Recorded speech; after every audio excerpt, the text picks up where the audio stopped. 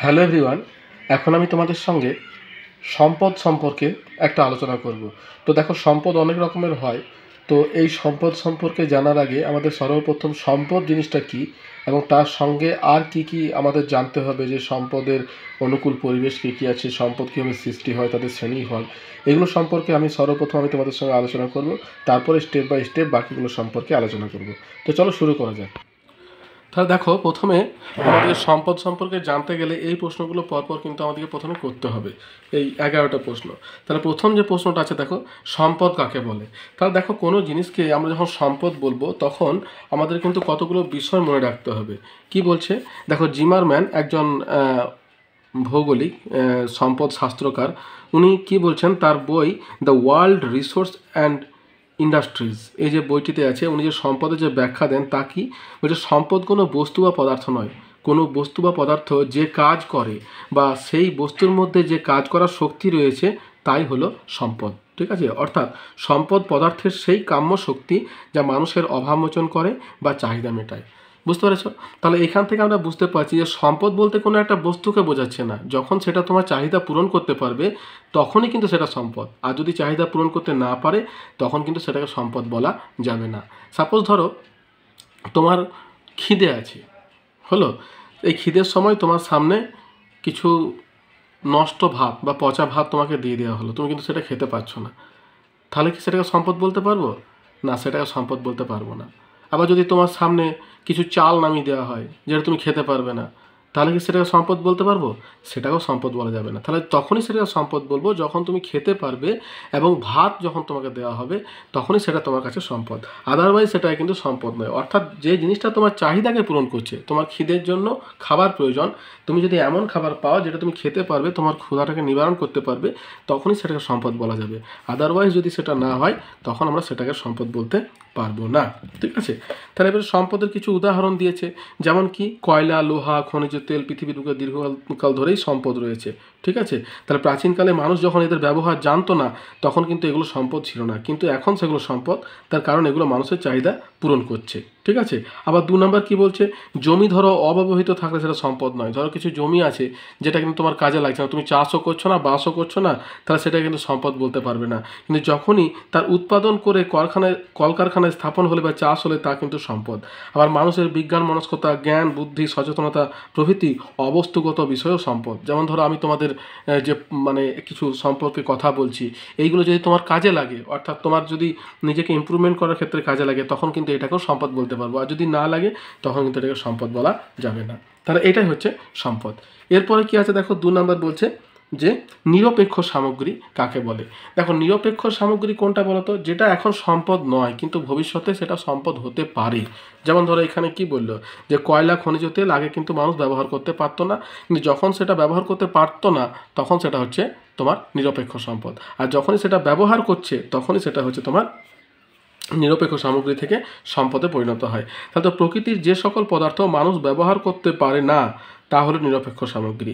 আন্টার্কটিকার ভিতরে জমে থাকা খনিজ পদার্থ হলো নিরপেক্ষ সামগ্রী। অর্থাৎ ওই আন্টার্কটিকার ভিতরে যে খনিজ পদার্থটা জমে আছে সেটা এখন ব্যবহার করার মতো বা সেটাকে বের করে আনার মতো কিন্তু প্রযুক্তিগত বা বুদ্ধি এখন মানুষের হয়নি, যার জন্য সেটা কিন্তু নিরপেক্ষ সামগ্রী হিসাবে আসে। যখনই সেটাকে মানুষ ব্যবহার করতে পারবে তখনই সেটা সম্পদে পরিণত হবে। তাহলে এটা হলো তোমার নিরপেক্ষ সামগ্রী। নেক্সট কি আছে, সম্পদের বৈশিষ্ট্য কি। দেখো, একটা জিনিসকে শুধু সম্পদ বললেই হবে, তখনই বলবো তার কিছু বৈশিষ্ট্য থাকবে, বুঝতে পেরেছো, তখনই আমরা সেটাকে সম্পদ বলতে পারবো। তাহলে বৈশিষ্ট্যগুলি কি কি, দেখো এই মোটামুটি 8টা তোমার বৈশিষ্ট্য আছে। প্রথম যেটা আছে কি, উপযোগিতা, অর্থাৎ কোনো পদার্থ মানুষের প্রয়োজনে লাগলে, চাহিদা মেটালে সেটি সম্পদ হয়, অর্থাৎ যখনই সেটা প্রয়োজনে লাগবে। 2 নম্বর বলছে কার্যকারিতা। তাহলে কার্যকারিতা সম্পদের গুরুত্বপূর্ণ বৈশিষ্ট্য, পদার্থটির অভাব পূরণের সামর্থ্য থাকবে, অর্থাৎ তার একটা কাজ থাকবে, ফাংশন থাকবে। 2 নম্বর হচ্ছে কি গ্রহণযোগ্যতা, অর্থাৎ মানুষের কাছে তার গ্রহণযোগ্যতা থাকতে হবে। যদি গ্রহণযোগ্যতা না থাকে, মানুষ ব্যবহার করতে চাইছে না, তখন সেটাকে সম্পদ করতে পারবো না। চাহিদা, অর্থাৎ ডিমান্ড থাকবে, কোনো বস্তু যখন ডিমান্ড থাকবে তখনই তো সেটা তোমার বাজারে বিক্রি হবে বা সম্পদ হবে। তারপরে কি আছে সুগমতা, অর্থাৎ সম্পদ সহজে আহরণ করা যাবে, অর্থাৎ এমন একটা সম্পদ তুমি নিয়ে এলে যেটা মানুষ সহজে আহরণ করতে পারছে না, তখন সেটাকে কিন্তু সম্পদ বলতে পারবো না। 2 নম্বর তারপরে কি আছে, গতিশীলতা, অর্থাৎ জ্ঞান এবং প্রযুক্তির উন্নতির মাধ্যমে সম্পদ আরও উন্নত সম্পদে পরিণত হবে। এটা হচ্ছে তোমার সম্পদের বৈশিষ্ট্য, সম্পদের গতিশীলতা থাকবে। আর সবশেষে কি আছে, কি সম্পদ সংকোচন ও প্রসারণ, অর্থাৎ সময় ও স্থান ভেদে সম্পদের সংকোচন এবং প্রসারণ ঘটে। তাহলে এগুলোই হচ্ছে সম্পদের কতগুলো বৈশিষ্ট্য। নেক্সট কি আছে দেখো, সম্পদের কার্যকারিতা তত্ত্ব সম্পর্কে লেখো। তাহলে দেখো সম্পদের কার্যকারিতা তত্ত্ব কি? সম্পদের কার্যকারিতা তত্ত্ব হচ্ছে, উল্লেখ করা হয়েছে বস্তু বা সম্পদের কার্যকারিতা তত্ত্ব। বলছে গতিশীল কাজের মাধ্যমে সম্পদ মানুষের চাহিদা মেটায় বা অভাব মোচন করে। মানুষের জ্ঞান, বুদ্ধি, শ্রম, দক্ষতা, সামর্থ্য এবং গবেষণা সম্পদের কার্যকারিতা বাড়ায়। তাহলে মানুষের যোগ্যতা এবং গুণাবলী সম্পদের কার্যকারিতার সূচক। তাহলে মানুষের যোগ্যতা এবং গুণাবলী কিন্তু হচ্ছে তোমার কার্যকারিতার সূচক। সম্পদের কার্যকারিতা সর্বদা গতিশীল, এটাই হচ্ছে তোমার কার্যকারিতা তত্ত্ব। তাহলে চাহিদা, প্রযুক্তি, সময় এবং স্থান প্রভৃতি হলো সম্পদের কার্যকারিতার নিয়ন্ত্রক। তাহলে এই চারটে জিনিস, চাহিদা, প্রযুক্তি, সময় এবং স্থান, এই চারটি হচ্ছে তোমার কার্যকারিতার নিয়ন্ত্রক। তাহলে কার্যকারিতা তত্ত্ব হলো। এরপরে কি আছে, সম্পদ সৃষ্টির ক্ষেত্রে উপাদান। সম্পদ সৃষ্টির 3টে উপাদান আছে, দেখো এটা ভালো করে মনে রাখবে। 3টি উপাদান কি কি? একটা হচ্ছে প্রকৃতি, 2 নম্বর মানুষ এবং সংস্কৃতি। বুঝতে পেরেছ? এই 3টির মাধ্যমে কিন্তু সম্পদ সৃষ্টি হয়, প্রকৃতি, মানুষ এবং সংস্কৃতি। প্রকৃতি বলতে কোনটাকে বোঝায়?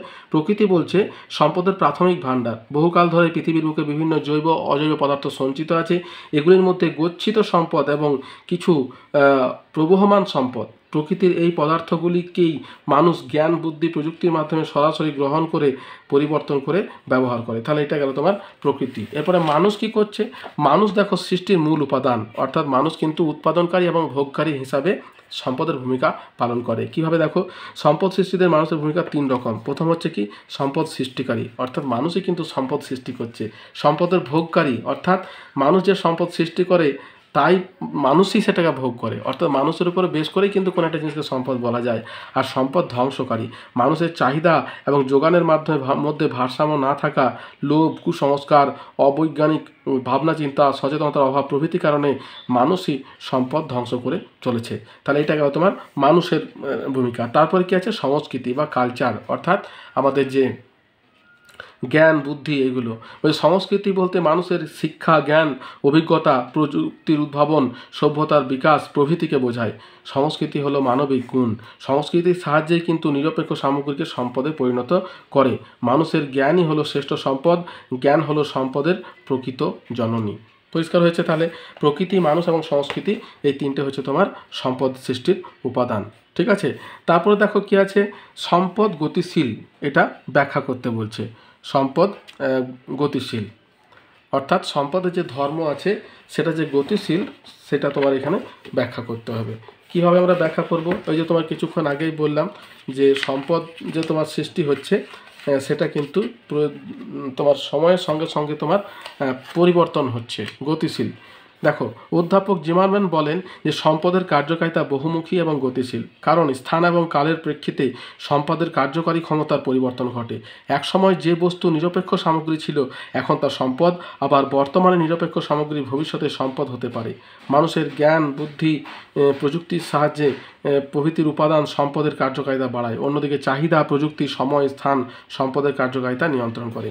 যেমন মৃত্তিকা। ঠিক আছে? মৃত্তিকা কী হচ্ছে দেখো, মরুভূমি, সিলোজেম মাটি জলসেচের অভাবে অনুর্বর হয়, অব্যবহৃত অবস্থায় পড়ে রয়েছে, কিন্তু জলসেচের প্রয়োগ ঘটিয়ে সেখানে উর্বর কার্যকরী মাটিতে পরিণত করা যায়। তাহলে এটা গেল তোমার প্রথম। 2 নম্বর হচ্ছে খনিজ তেল। দেখো, প্রাচীনকালে খনিজ তেল কিন্তু সম্পদ ছিল না, এখন এর বহুমুখী ব্যবহারের জন্য এটা কিন্তু তরল সোনা নামে পরিচিত। তাহলে এটা কিন্তু সর্বদা গতিশীল, অর্থাৎ আগে ছিল না, এখন হয়েছে।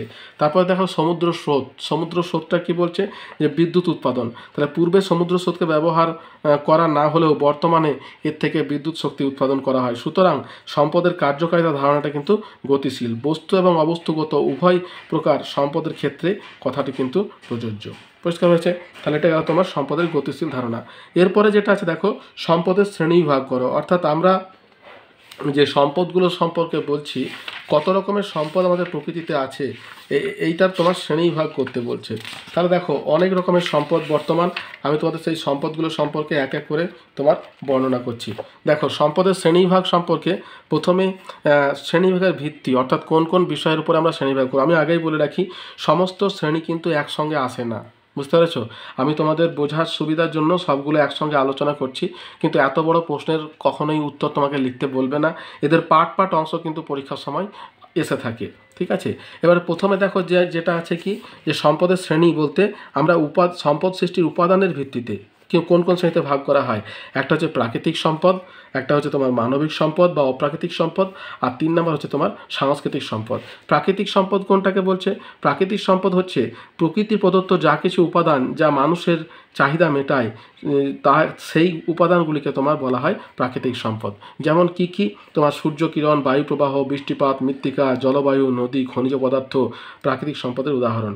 আর বৈশিষ্ট্য কি কি আছে প্রাকৃতিক সম্পদের? প্রকৃতি দ্বারা আপন নিয়মে এই সম্পদ সৃষ্টি হয়। আর 2 নম্বর কি? এই সম্পদ সৃষ্টিতে মানুষের কোনো ভূমিকা নেই। এরপরে কি আছে? মানবিক সম্পদ।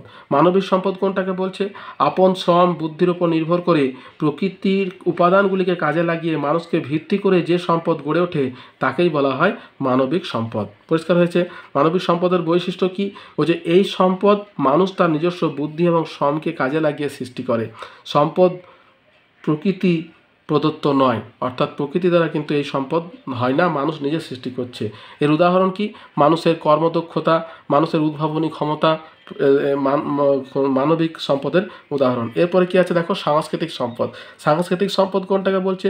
যে উদ্ভাবনী শক্তির দ্বারা মানুষ প্রকৃতি প্রদত্ত নিরপেক্ষ উপাদানগুলিকে সম্পদে পরিণত করে সেই গুণাবলীগুলিকে বলা হয় সাংস্কৃতিক সম্পদ। যেমন কি? মানুষের এই সম্পদ যে মানুষের নিজস্ব সৃষ্টি, এই সম্পদ সৃষ্টিতে প্রকৃতির কোনো ভূমিকা নেই। মানুষের শিক্ষা, জ্ঞান, বুদ্ধি, অভিজ্ঞতা, কলাকৌশল, প্রযুক্তিবিদ্যা ইত্যাদি হলো সাংস্কৃতিক সম্পদের উদাহরণ।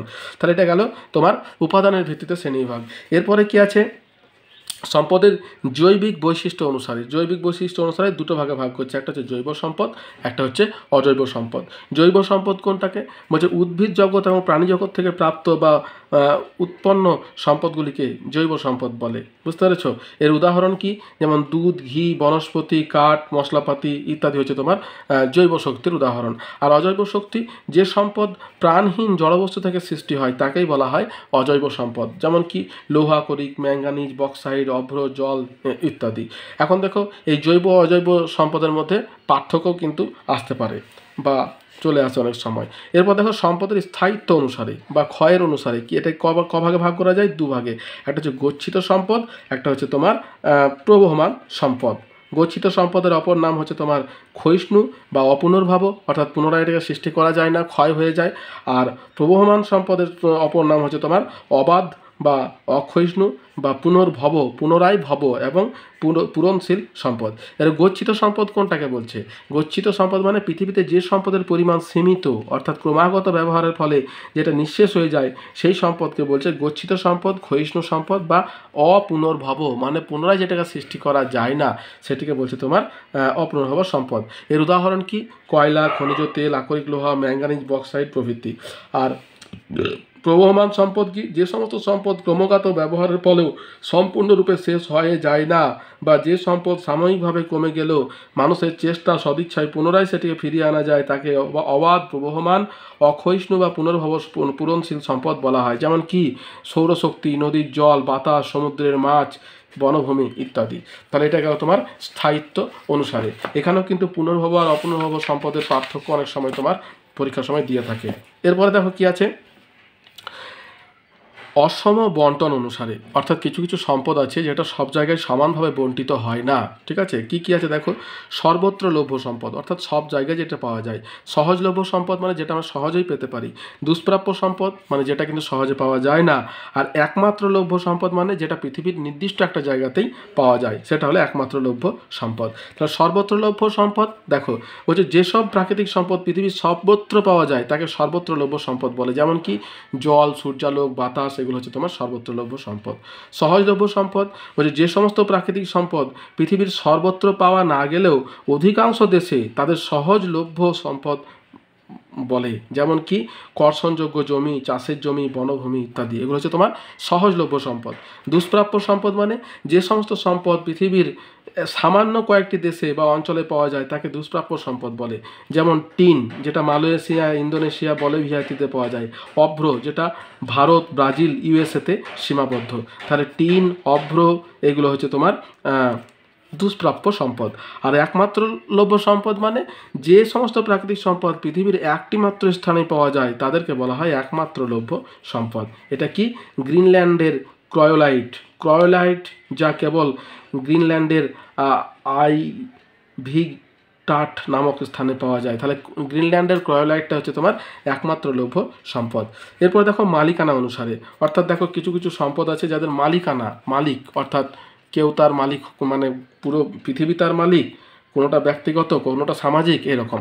তাহলে এটাকে কটা ভাগে ভাগ করছে? টোটাল 4টি ভাগে ভাগ করছে। কি কি? প্রথমে হচ্ছে ব্যক্তিগত সম্পদ, সামাজিক সম্পদ, জাতীয় সম্পদ এবং আন্তর্জাতিক বা সার্বজনীন সম্পদ। বুঝতে পেরেছ? এরপর দেখো ব্যক্তিগত সম্পদ কোনটাকে বলছে কোনো ব্যক্তির নিজস্ব সম্পদকে ব্যক্তিগত সম্পদ বলে। যেমন ধর আমাদের নিজের বাড়ি, নিজের গাড়ি, নিজের টাকা পয়সা, অলংকার, বুদ্ধি, শিক্ষা, স্বাস্থ্য, এগুলো সবই হচ্ছে তোমার ব্যক্তিগত সম্পদ। নেক্সট হচ্ছে সামাজিক সম্পদ। সামাজিক সম্পদ কোনটাকে বলছে যে সম্পদ সমাজের সকল শ্রেণীর মানুষের কাজে লাগে তাদের বলছে তোমার কি সামাজিক সম্পদ। মানে তোমার এই হসপিটাল, বিদ্যালয়, মহাবিদ্যালয়, পাঠাগার, এগুলো সবই হচ্ছে তোমার সামাজিক সম্পদের উদাহরণ। জাতীয় সম্পদ কোনটা? মানে যেটা দেশের সম্পদ। তাহলে যে সমস্ত সম্পদ দেশ বা রাষ্ট্র বা জাতির মালিকানাধীন তাদের বলা হয় জাতীয় সম্পদ। যেমন রেলপথ, সড়কপথ, খনিজ পদার্থ, সেনাবাহিনী ইত্যাদি হচ্ছে জাতীয় সম্পদের উদাহরণ। আর সবশেষে আছে কি সার্বজনীন সম্পদ, অর্থাৎ এর মালিক সবাই। যেমন যেসব সম্পদ কোনো ব্যক্তি, জাতি বা দেশের নিজস্ব সম্পদ নয় কিন্তু পৃথিবীর সমগ্র মানব জাতির সম্পদ তাকে বলা হয় সার্বজনীন সম্পদ। যেমন বায়ুমণ্ডল, আকাশপথ, জলপথ, আন্টার্কটিকার খনিজ সম্পদ, এগুলো হচ্ছে তোমার সার্বজনীন সম্পদ। তাহলে এটা গেল তোমার মালিকানার ভিত্তিতে। এরপর দেখো 6 নম্বর যেটা দিয়েছে তোমার উপলব্ধি অনুসারে, অর্থাৎ আমরা যেটাকে উপলব্ধি, স্পর্শযোগ্য, অস্পর্শযোগ্য, অর্থাৎ কিছু কিছু সম্পদ আছে যেটাকে আমরা টাচ করে সেটা ফিল করতে পারি, কিন্তু আবার কিছু কিছু সম্পদ আছে যেটা টাচ করা যায় না কিন্তু সম্পদ, যেমন জ্ঞান, বুদ্ধি, এগুলো। তাহলে দেখো এটাকে দুটি ভাগে ভাগ করছে, একটা হচ্ছে বস্তুগত সম্পদ, একটা অবস্তুগত সম্পদ। বস্তুগত সম্পদের অপর নাম স্পর্শযোগ্য সম্পদ, অবস্তুগত সম্পদের অপর নাম হচ্ছে অস্পর্শযোগ্য সম্পদ।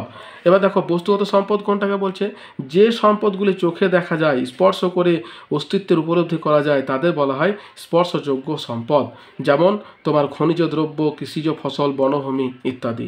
আর অবস্তুগত সম্পদ কোনটাকে বলছে যে সম্পদ প্রত্যক্ষ করা যায় না বা স্পর্শ করা যায় না তাকে অবস্তুগত সম্পদ বলে।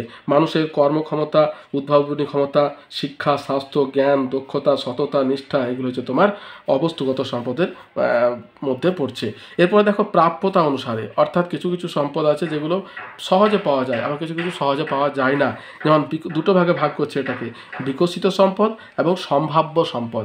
বিকশিত সম্পদ কোনটাকে বলছে যে সম্পদ শুধুমাত্র গচ্ছিত বা আবদ্ধ অবস্থায় নেই, ক্রমাগত ব্যবহার করে মানব সভ্যতার উন্নতির চেষ্টা করা হচ্ছে বা মানুষ তার ব্যক্তিগত বা সামাজিক চাহিদা পূরণ করছে তাদের বিকশিত সম্পদ বলে। যেমন কি ভারত তথা পৃথিবীর বিভিন্ন দেশের উত্তোলিত ব্যবহার কয়লা, লোহা, খনিজ তেল, তাপবিদ্যুৎ, জলবিদ্যুৎ ইত্যাদি।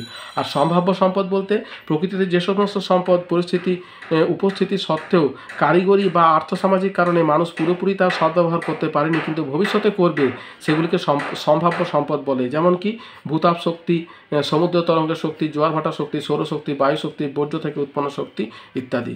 এরপর দেখো সম্পদের উদ্ভব অনুসারে, অর্থাৎ যেভাবে উদ্ভব হচ্ছে তার অনুসারে কীভাবে ভাগ করছে প্রাথমিক সম্পদ এবং বিকশিত বা তোমার উদ্ভূত সম্পদ। তাহলে প্রাথমিক সম্পদ কোনটাকে বলছে প্রাকৃতিক পরিবেশ থেকে সরাসরি সংকৃত সম্পদগুলিকে প্রাথমিক সম্পদ বলে। যেমন সূর্যালোক, জল, বায়ু, এগুলো হচ্ছে তোমার প্রাথমিক সম্পদ। আর বিকশিত বা উদ্ভূত সম্পদ কোনটি? মানুষ তার জ্ঞান, বুদ্ধি ও প্রযুক্তির সাহায্যে প্রাকৃতিক সম্পদের বিকাশ ঘটিয়ে যেসব সম্পদ সৃষ্টি করছে তাদের বিকশিত বা উদ্ভূত সম্পদ বলে। যেমন আকরিক লোহা, খনিজ তেল, কৃত্রিম তন্তু প্রভৃতি। এরপর দেখো সম্পদের অবস্থান অনুসারে, অর্থাৎ কিছু তোমার কোন জায়গাতে অবস্থান করছে সায়েন্সে দুটো ভাগে ভাগ করা হয়, একটা হচ্ছে আঞ্চলিক সম্পদ, একটা হচ্ছে তোমার সর্বব্যাপ্ত সম্পদ। আঞ্চলিক সম্পদ কোনটাকে বলছে নির্দিষ্ট অঞ্চল অঞ্চলে বা স্থানে যে সম্পদ পাওয়া যায় তাকে বলছে আঞ্চলিক সম্পদ, যেমন কয়লা, খনিজ তেল, তামা, অভ্র, বক্সাইড ইত্যাদি। আর সর্বব্যাপ্ত সম্পদ কি, যে পৃথিবীর সর্বত্র কম বেশি পাওয়া যায় এমন সম্পদগুলোকে সর্বব্যাপ্ত সম্পদ বলে, যেমন সূর্যালোক, বায়ু প্রভৃতি। তাহলে এইটা গেল তোমার সম্পদের শ্রেণী বিভাগ। পরিষ্কার হয়েছে? এরপরে দেখো কি আছে, সম্পদের শ্রেণীবিভাগ এবং তার ব্যাখ্যা, এটা হয়ে গেল। নেক্সট আছে ম্যান ও ম্যান এর পার্থক্য কি। দেখো MAN ম্যান দুটোই কিন্তু ম্যান উচ্চারণ করছে, কিন্তু এদের মধ্যে কিন্তু কিছু পার্থক্য আছে। কীরকম পার্থক্য দেখো, ম্যান বলতে আদিম মানুষকে, ছোট হাতের যে ম্যান, এই দেখো এখানে দেওয়া আছে, MAN মানে ছোট হাতের ম্যান, আর ম্যান মানে MAN মানে ক্যাপিটাল লেটার ম্যান। বলছে প্রাচীন যুগের আদিম মানুষ যারা প্রকৃতি নির্ভর বা সম্পদ সৃষ্টির সামর্থ্য নেই, তারা হলো MAN ম্যান মানে স্মল লেটারের ম্যান। আর আধুনিক শিক্ষা, প্রযুক্তি, বিজ্ঞানের সমৃদ্ধ মানুষ যারা সম্পদ সৃষ্টি করতে পারে, তাদেরকে বলছে ক্যাপিটাল লেটার MAN ম্যান। ঠিক আছে? তাহলে দেখো আদিম মানুষকে ছোট হাতের MAN ম্যান বলছে, আর বর্তমানের আধুনিক মানুষ যারা আছে তাদেরকে ক্যাপিটাল লেটারের MAN ম্যান বলছে। ঠিক আছে? এরপরে দেখো যে সম্পদটা আছে, দেখো মানুষের পুনর্ভাব বা গচ্ছিত সম্পদ এবং অপুনর্ভাব বা প্রবহমান সম্পদের মধ্যে পার্থক্য, যেটা তোমার পড়ালাম, সেই দুটো সম্পদের মধ্যে, অর্থাৎ পুনর্ভব এবং অপুনর্ভব সম্পদের মধ্যে পার্থক্যটা তোমার এখানে বলতে বলছে। তাহলে পুনর্ভব মানে কি, যে সম্পদটা পুনরায় ভব, পুনঃ মানে কি, পুনঃ মানে পুনরায়, ভব মানে হওয়া, অর্থাৎ যে সম্পদটাকে আমরা পুনরায় সৃষ্টি করতে পারি সেটা হচ্ছে পুনর্ভব সম্পদ। আর অপুনর্ভব মানে কি, যেটাকে পুনরায় সৃষ্টি করা যায় না সেটিকে অপুনর্ভব সম্পদ বলে। তাহলে প্রথমে কি বলছে, যে সম্পদ ব্যবহার করলে ফুরিয়ে যায় না বা পুনরায় সৃষ্টি করা যায় তাকে বলছে পুনর্ভব সম্পদ, যেমন সৌরশক্তি, বাতাস ইত্যাদি। আর অপুনর্ভব মানে এই সম্পদগুলিকে নির্দিষ্ট বা ক্রমাগত ব্যবহার করলে ফুরিয়ে যায়, যেমন কয়লা, খনিজ তেল ইত্যাদি। 2 নম্বর কি বলছে, শিল্পক্ষেত্রে কাঁচামাল হিসাবে ব্যবহার কম, অধুনা প্রযুক্তির উন্নতির মাধ্যমে এগুলি ব্যবহার বাড়ছে। আর অপুনর্ভব কি বলছে, বিভিন্ন শিল্পক্ষেত্রের কাঁচামালের উৎস হলো এই প্রকার সম্পদ। নেক্সট বলছে অফুরন্ত বলে সংরক্ষণের ততটা প্রয়োজন হয় না, যেগুলো পুনর্ভব সম্পদ এগুলো সংরক্ষণের প্রয়োজন হয় না, কিন্তু এটাকে সংরক্ষণের প্রয়োজন হয়। তারপর দেখো এই সম্পদ অর্থাৎ পুনর্ভব সম্পদ কি আহরণে পরিবেশ দূষণের সম্ভাবনা কম, হ্যাঁ, যেমন সৌরশক্তি, ভূতাপ শক্তি, জলশক্তি এগুলো। আর অপুনর্ভব সম্পদ কি পরিবেশ দূষণ ভীষণভাবে দূষিত হয়, যেমন কয়লা, খনিজ তেল এগুলো যে আমরা ব্যবহার করছি এগুলোতে কিন্তু পরিবেশ ভীষণভাবে দূষিত হয়। তাহলে এটা গেল পুনর্ভব এবং অপুনর্ভব সম্পদের মধ্যে পার্থক্য। তারপরে দেখো যেটা আছে, বলছে সম্পদ সংরক্ষণ বলতে কি বোঝো, সম্পদ সংরক্ষণের প্রয়োজনীয়তা লেখো। তাহলে দেখো সম্পদ সংরক্ষণ মানে কি, ধরো যে সমস্ত সম্পদগুলি অপুনর্ভব অর্থাৎ কয়লা, খনিজ তেল এগুলো যদি আমরা ক্রমশ ব্যবহার করতে থাকি, তাহলে এক সময় কি হবে, সভ্যতার উন্নতি কিন্তু স্থমিত হয়ে যাবে। বুঝতে পেরেছো? তাহলে এইগুলোর জন্য কি করতে হবে, সম্পদটাকে সংরক্ষণ করতে হবে। তাহলে সম্পদ সংরক্ষণ কাকে বলছে, বলছে প্রকৃতিতে গচ্ছিত সম্পদের ভাণ্ডার সীমিত, অর্থাৎ অপুনর্ভব সম্পদ যেটাকে বলছে, বেহিসাবি ব্যবহারের কারণে সম্পদের গুণমান যেমন নষ্ট হচ্ছে, তেমনই সম্পদ ধীরে ধীরে শেষ হয়ে যাচ্ছে। সম্পদের পরিমাণ এবং গুণমান হ্রাস হলো সম্পদ হ্রাস, এবং এর ফলে উদ্ভূত সমস্যা হলো সম্পদ সংকট। অতএব দীর্ঘস্থায়ী উন্নয়ন এবং ভবিষ্যৎ প্রজন্মের জন্য চাহিদা পূরণের লক্ষ্যে সম্পদের যথোপযুক্ত ও বিজ্ঞানসম্মত ব্যবহার হলো তোমার সম্পদ সংরক্ষণ। পরিষ্কার হয়েছে? এটা হলো তোমার সম্পদ সংরক্ষণ। এরপরে এর প্রয়োজনীয়তা কি, দেখো সম্পদ সংরক্ষণ কেন প্রয়োজন, বলছে সম্পদ সর্বদা যোগান অব্যাহত রাখা, এই জন্য যাতে তোমার বর্তমান প্রজন্মের সঙ্গে সঙ্গে ভবিষ্যৎ প্রজন্ম এই সম্পদ পেতে পারে। 2 নম্বর হচ্ছে সম্পদের আয়ুষ্কাল বৃদ্ধি, অর্থাৎ তাড়াতাড়ি যাতে সম্পদটা শেষ না হয়ে যায় তার আয়ুটাকে বৃদ্ধি করা। জীব বৈচিত্র্য সংরক্ষণ, অর্থাৎ জীবের যে বৈচিত্র্য আছে সেগুলো সংরক্ষণ হবে। পরিবেশ দূষণ নিয়ন্ত্রণ। 5 নম্বর ভবিষ্যৎ প্রজন্মের জন্য সম্পদ গচ্ছিত রাখা ইত্যাদি কারণে সম্পদ সংরক্ষণগুলি করা খুবই জরুরি। নেক্সট কি আছে দেখো, সম্পদ সংরক্ষণের পদ্ধতি বা উপায়গুলি কি কি, অর্থাৎ কিভাবে আমরা সম্পদটাকে সংরক্ষণ করতে পারি। প্রথম পদ্ধতি কি, বলছে সম্পদ ব্যবহারের বাহুল্য কমানো, অর্থাৎ অতিমাত্রায় সম্পদ ব্যবহার না করে প্রয়োজন অনুসারে সম্পদ উৎপাদন ও ব্যবহার প্রয়োজন। 2 নম্বর হচ্ছে অগ্রাধিকারের ভিত্তিতে, অর্থাৎ কোনো সম্পদ বিশেষ প্রয়োজন মেটার তার জন্যই ব্যবহার প্রয়োজন, যেমন ধরো খনিজ তেলের মাধ্যমে বিদ্যুৎ উৎপাদন না করে কেবল যানবাহনের ব্যবহার করা উচিত। হ্যাঁ, তাহলে খনিজ তেলের মাধ্যমে যদি আমরা বিদ্যুৎ উৎপাদন না করে আমরা সৌরশক্তি, ভূতাপ শক্তি, জলবিদ্যুৎ শক্তি এগুলোকে ব্যবহার করি, তাহলে কি হবে? তাহলে কিন্তু খনিজ তেলের ব্যবহারটা কমবে। তারপর দেখো, বিজ্ঞানসম্মত ব্যবহারের মাধ্যমে অপচয় রোধ, অর্থাৎ আমরা বিজ্ঞানসম্মত ব্যবহার করে সম্পদের অপচয়টাকে রোধ করব। বিকল্প দ্রব্যের ব্যবহার, অর্থাৎ কিছু কিছু যেমন বিদ্যুৎ উৎপাদনের জন্য কয়লা, খনিজ তেলের উপর নির্ভর না হয়ে অচিরাচরিত শক্তি যেমন জলবিদ্যুৎ পদ্ধতি, তারপরে ভূতাপ শক্তি এগুলোকে আমরা ব্যবহার করব। তারপরে কি আছে? বিজ্ঞান প্রযুক্তির উন্নতি, অর্থাৎ বিজ্ঞান এবং প্রযুক্তির উন্নতির মাধ্যমে সম্পদের কার্যকারিতা বাড়ানোর চেষ্টা করতে হবে অল্প কাজে। যেমন ধরো, আগে হয়তো মোটর সাইকেল 1 লিটার তেলে হয়তো 20 কিলোমিটার চলতো, এখন সেটা 50 চলছে, 60 চলছে, 80 চলছে। এইগুলোকে বলছে তোমার প্রযুক্তির উন্নতি।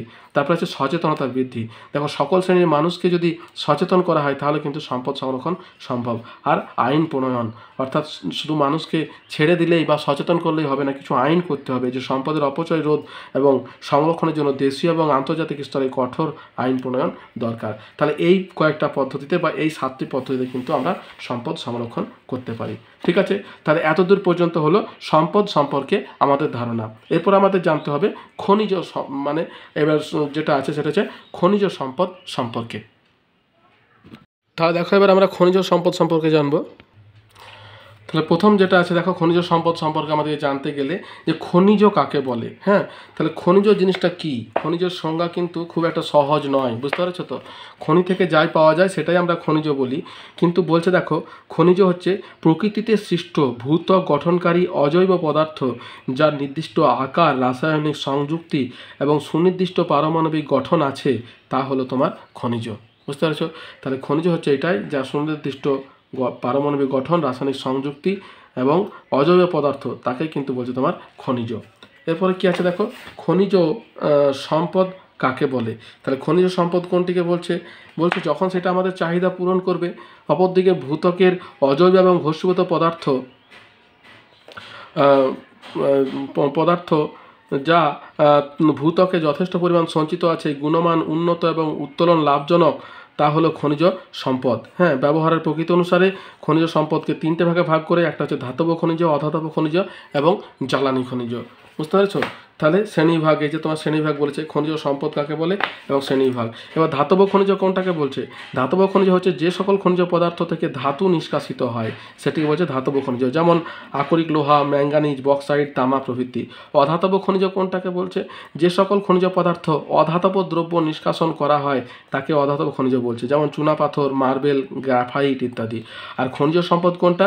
যে সমস্ত খনিজ দ্রব্য থেকে শক্তি আহরণ করা হয় তা হলো জ্বালানি খনিজ, যেমন কয়লা, খনিজ তেল, প্রাকৃতিক গ্যাস, ইউরেনিয়াম প্রভৃতি হচ্ছে তোমার জ্বালানি খনিজ। তাহলে এই 3 রকমের খনিজ সম্পদ সম্পর্কে আমরা জানতে পারি। এরপর দেখো কি আছে, আমাদের যেটা জানতে হবে সেটা হচ্ছে আকরিক লোহা। তাহলে আকরিক লোহার গুরুত্ব বা ব্যবহার কি? দেখো, আকরিক লোহা এর গুরুত্ব কি বলতো? আমাদের বর্তমান সভ্যতার ধারক এবং বাহক হচ্ছে তোমার লোহা। ঠিক আছে, এর গুরুত্ব কি? বলছে আধুনিক যন্ত্র সভ্যতার যে কটি বিষয়ের উপর দাঁড়িয়ে আছে তার অন্যতম হচ্ছে তোমার লোহা। এর ব্যবহারগুলি আমাদেরকে জানতে হবে গুরুত্বের সঙ্গে সঙ্গে। এর ব্যবহার কি কি দেখো, প্রথমেই 1 নম্বর হচ্ছে খনি থেকে আকরিক লোহা তুলে মারুতচুল্লিতে গলিয়ে তৈরি করা হয় পিক আয়রন, এবং এই পিক আয়রনের প্রয়োজন মতো ম্যাঙ্গানিজ, নিকেল, টাংস্টেন প্রভৃতি মিশিয়ে সংকর ইস্পাত তৈরি করা হয়। এই সংকর ইস্পাত ব্যবহারের ক্ষেত্রে যেমন ভারী এবং হালকা যন্ত্রপাতি নির্মাণে ব্যবহার করা হচ্ছে। পরিবহন শিল্পে যেমন বাস, ট্রেন, তারপর লরি, রেলওয়ে, ট্রাক এগুলো নির্মাণ করা হচ্ছে। কৃষি যন্ত্রপাতিও কিন্তু লোহার সাহায্যে নির্মাণ হয়। সমরাস্ত্র নির্মাণে যেমন ট্যাঙ্ক, বন্দুক, পিস্তল প্রভৃতি। গৃহ নির্মাণ সামগ্রী যেমন রড, বিম, গ্রিল প্রভৃতি প্রস্তুত করতে। গৃহস্থালির উপকরণ যেমন স্টেনলেস স্টিলের বাসনপত্র ইত্যাদি নির্মাণে।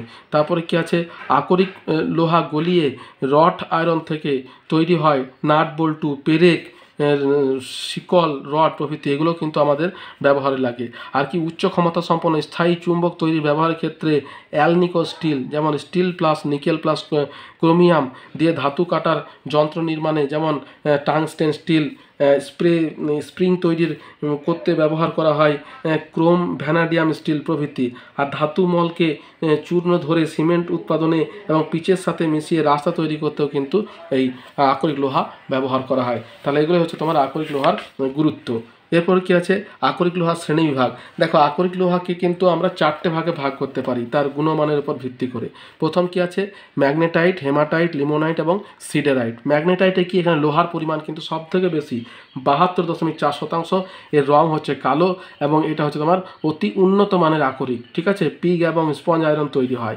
এরপরে কি আছে হেমাটাইট। ম্যাগনেটাইটের পরে হেমাটাইট। হেমাটাইটে কি 70% লোহা তোমার থাকে। এখানে কি লাল এবং গাঢ় বাদামি রঙের হয়ে থাকে।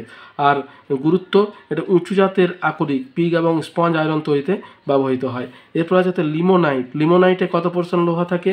62.9%। এটা বাদামি এবং হলদে বাদামি রঙের হয়ে থাকে, মাঝারি মানের আকরিক, ব্যবহার খুবই কম এটার। আর কি সিডেরাইট। সিডেরাইটে কি 48.2% থাকে, এরও কালার বাদামি এবং ধূসর, নিচু মানের আকরিক, ব্যবহার এর নেই বললেই চলে। তাহলে এইগুলো তোমার আকরিক লোহার ব্যবহার।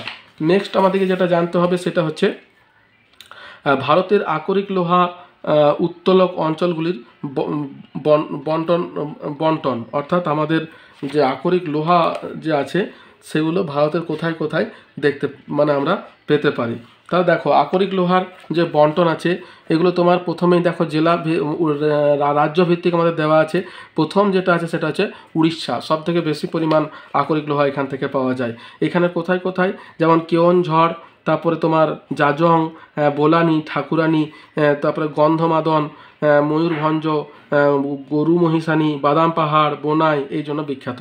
2 নম্বর কি আছে ছত্তিশগড়, যে দ্বিতীয় স্থান অধিকার করছে। এগুলো 2011 অনুযায়ী, হ্যাঁ, এটা কিন্তু বছরের বছর সেগুলো কিন্তু পরিবর্তন হয়। তাহলে আমাদের রাজ্যভিত্তিক যে ইয়েটা আছে সেটাই দেখো এখানে তোমার সেন্সাসটা আমি আগে দেখিয়ে দিই। এই দেখো এইখানে যেটা আছে রাজ্যভিত্তিক আকরিক লোহার উত্তোলন এবং সঞ্চয়, এটা কিন্তু 2022-23 সালের পরিসংখ্যান অনুযায়ী কিন্তু এটা দেওয়া আছে, অর্থাৎ 2025-এর কিন্তু নয়, 23 সালে লাস্ট যেটা আছে সেই অনুযায়ী দেওয়া আছে।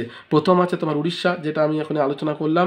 2 নম্বর হচ্ছে তোমার ছত্তিশগড়, 3 নম্বর হচ্ছে তোমার কর্ণাটক, 4 নম্বর হচ্ছে ঝাড়খণ্ড, 5 নম্বর হচ্ছে মধ্যপ্রদেশ, তারপরে অন্যান্য।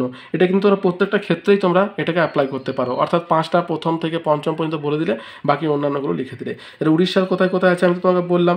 এরপর দেখো ছত্তিশগড়ে কোথায় কোথায় পাওয়া যায়। ছত্তিশগড়ে দেখো বলছে বাচেলি, তারপরে কমপ্লেক্স, ডিরুকুন্ডল কমপ্লেক্স, আরিং দৌরিং খনির জন্য বিখ্যাত। বায়লাডিলা ভারতের বৃহত্তম লৌহ খনি, যেটা কিন্তু ছত্তিশগড়ে অবস্থিত, বায়লাডিলা। তারপরে কি বায়লাডিলা আকরিক বিশাখাপত্তনম বন্দর দিয়ে বিদেশে রপ্তানির জন্য বন্দর থেকে কিরুন্ডুল পর্যন্ত রেলপথ নির্মাণ করা হয়েছে। এবার 3 নম্বর কি আছে কর্ণাটক। কর্ণাটকের কোথায় কোথায় পাওয়া যায়? কর্ণাটকে তোমার প্রথম ম্যাগনেটাইট উত্তোলন কেন্দ্রগুলির মধ্যে চিকমাগালুর জেলার বাবাবুদান পাহাড়, যেটা বৃহত্তম ম্যাগনেটাইটের ভান্ডার। তারপরে কি কেমানগুন্ডি, তারপরে আছে কুন্দেমুখ, কচদি হেমাটাইট উত্তোলনের জন্য বিখ্যাত। 4 নম্বর আছে ঝাড়খণ্ড। ঝাড়খণ্ডের কোথায়? নোয়ামুন্ডি, বুদাবুরু, কিরিবুরু, চিরিয়া, মেঘাতুবুর, কোটা মাটিবুরু এই সমস্ত জায়গাতে পাওয়া যায়। আর 5 নম্বর আছে মধ্যপ্রদেশ। মধ্যপ্রদেশের কোথায় কোথায় বলতো? জব্বলপুর, বালাঘাটা, বেতুল প্রভৃতি অঞ্চলে কিন্তু তোমার এই আকরিক লোহা পাওয়া যায়। এবং এটা লেখার পরে এই ম্যাপটা কিন্তু তোমাদেরকে দিয়ে দিতে হবে। ম্যাপটে এই কোন কোন জায়গাতে তোমার আছে, যে যেমন ধরো এই ছোটো ছোটো জায়গাগুলো জব্বলপুর, বালাঘাট, চন্দ্রপুর, বাইলাডিলা, রায়পুর, কোরাপুর, এই যে তোমার আঞ্চলিক বন্টন অনুযায়ী যে সমস্ত তোমার রাজ্যে আছে সেগুলো কিন্তু দেখাতে হবে, তাহলে কিন্তু তোমাদের বন্টনটা কমপ্লিট হবে। এরপর দেখো যেটা আছে স্লারি পাইপলাইন বলতে কি বোঝো? দেখো এটা হচ্ছে একটা তোমার নতুন টার্ম, হ্যাঁ, স্লারি পাইপলাইন। এই দেখো স্লারি পাইপলাইন হচ্ছে তোমার খনিজ দ্রব্য, যেমন ধরো কয়লা, তারপরে তোমার আকরিক লোহা, এগুলো যখন পাইপলাইনের মাধ্যমে জলের মাধ্যমে নিয়ে যাওয়া হবে, পাইপলাইনের মাধ্যমে খনিজ দ্রব্য রপ্তানি সারা পৃথিবী জুড়ে খুবই জনপ্রিয় হচ্ছে। খনিজ দ্রব্যকে জলের সাথে মিশিয়ে কিছুটা থকথকে করে, যা স্লারি নামে পরিচিত, পাইপলাইনের মাধ্যমে পাম্প করে প্রেরণ করা হয়। খনিজ দ্রব্য যেখানে প্রেরণ করা হয় সেখানে ছেঁকে খনিজ দ্রব্যকে আলাদা করে বাকি জল শোধন করার ব্যবস্থাও থাকে। এই পদ্ধতিতে আকরিক লোহা, কয়লা, তামা, ফসফেট, নিকেল, বক্সাইট প্রভৃতি প্রেরণ করা হয়ে থাকে। ঠিক আছে, সুবিধা কি? এক নম্বর হচ্ছে ঝঞ্ঝাটহীন পরিবহন, অর্থাৎ রাস্তার পথে নিয়ে গেলে বিভিন্ন রকম ঝামেলা ঝঞ্ঝাট আছে, এখানে কিন্তু নেই। দূষণ হয় না। 3 নম্বর অপচয় হয় না। খরচ কিন্তু খুবই কম, অর্থাৎ শুধুমাত্র জলের মাধ্যমেই চলে যাচ্ছে।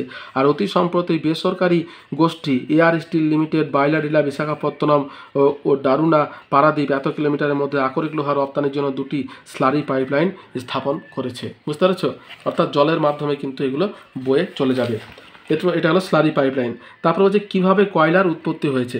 দেখো, কয়লা আর খনিজ তেলের উৎপত্তি সম্পর্কে কিন্তু আমাদের কিছু ধারণা আছে। কয়লা কীভাবে উৎপত্তি হলো? কয়লা বলছে প্রায় 30 কোটি বছর আগে কার্বনিফেরাস ও পার্মিয়ান যুগে উষ্ণ আর্দ্র পরিবেশে জলাভূমির মধ্যে যে গাছপালা বেড়ে উঠেছিল সেগুলি সেখানেই জমে ও মজে গিয়ে পলিস্তরে চাপা পড়ে যায়। পরে প্রবল চাপ এবং ভূঅভ্যন্তরীণ তাপে ওই উদ্ভিদরাজি অঙ্গারীভূত হয়ে কয়লা স্তর সৃষ্টি করে বা কোলসিম, কয়লা স্তর বা কোলসিম গঠন করে। অপেক্ষাকৃত নবীন যুগের কয়লা হলো লিগনাইট এবং টার্সিয়ারি। তাহলে এটা কিন্তু একটা প্রশ্ন আসতে পারে যে 2 রকমের কয়লা হয়, একটা গন্ডনা যুগ, একটা টার্সিয়ারি যুগ। তাহলে টার্সিয়ারি যুগের কয়লাটা হচ্ছে কিন্তু তোমার নবীন। আর 6 থেকে 7 কোটি বছর আগে টার্সিয়ারি যুগে জলাভূমি উদ্ভিদাদি চাপা পড়ে চাপ এবং তাপে লিগনাইটে পরিণত হয়। পরিষ্কার হয়েছে? তাহলে এটা হচ্ছে তোমার কয়লার উৎপত্তি সম্পর্কে ইতিহাস।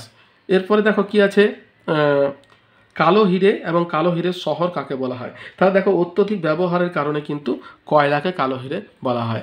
আর কালো হিরের শহর বলা হয় আসানসোলকে। পশ্চিমবঙ্গে যে আসানসোল আছে একে কিন্তু ভারতবর্ষে কালো হিরের শহর বলা হয়। এরপর দেখো যেটা আছে, কয়লার গুরুত্ব বা ব্যবহার লেখো। গুরুত্ব আর ব্যবহার দুটো জিনিস কিন্তু একই, অর্থাৎ আমরা কোন কোন জায়গাতে কয়লা ব্যবহার করে থাকি।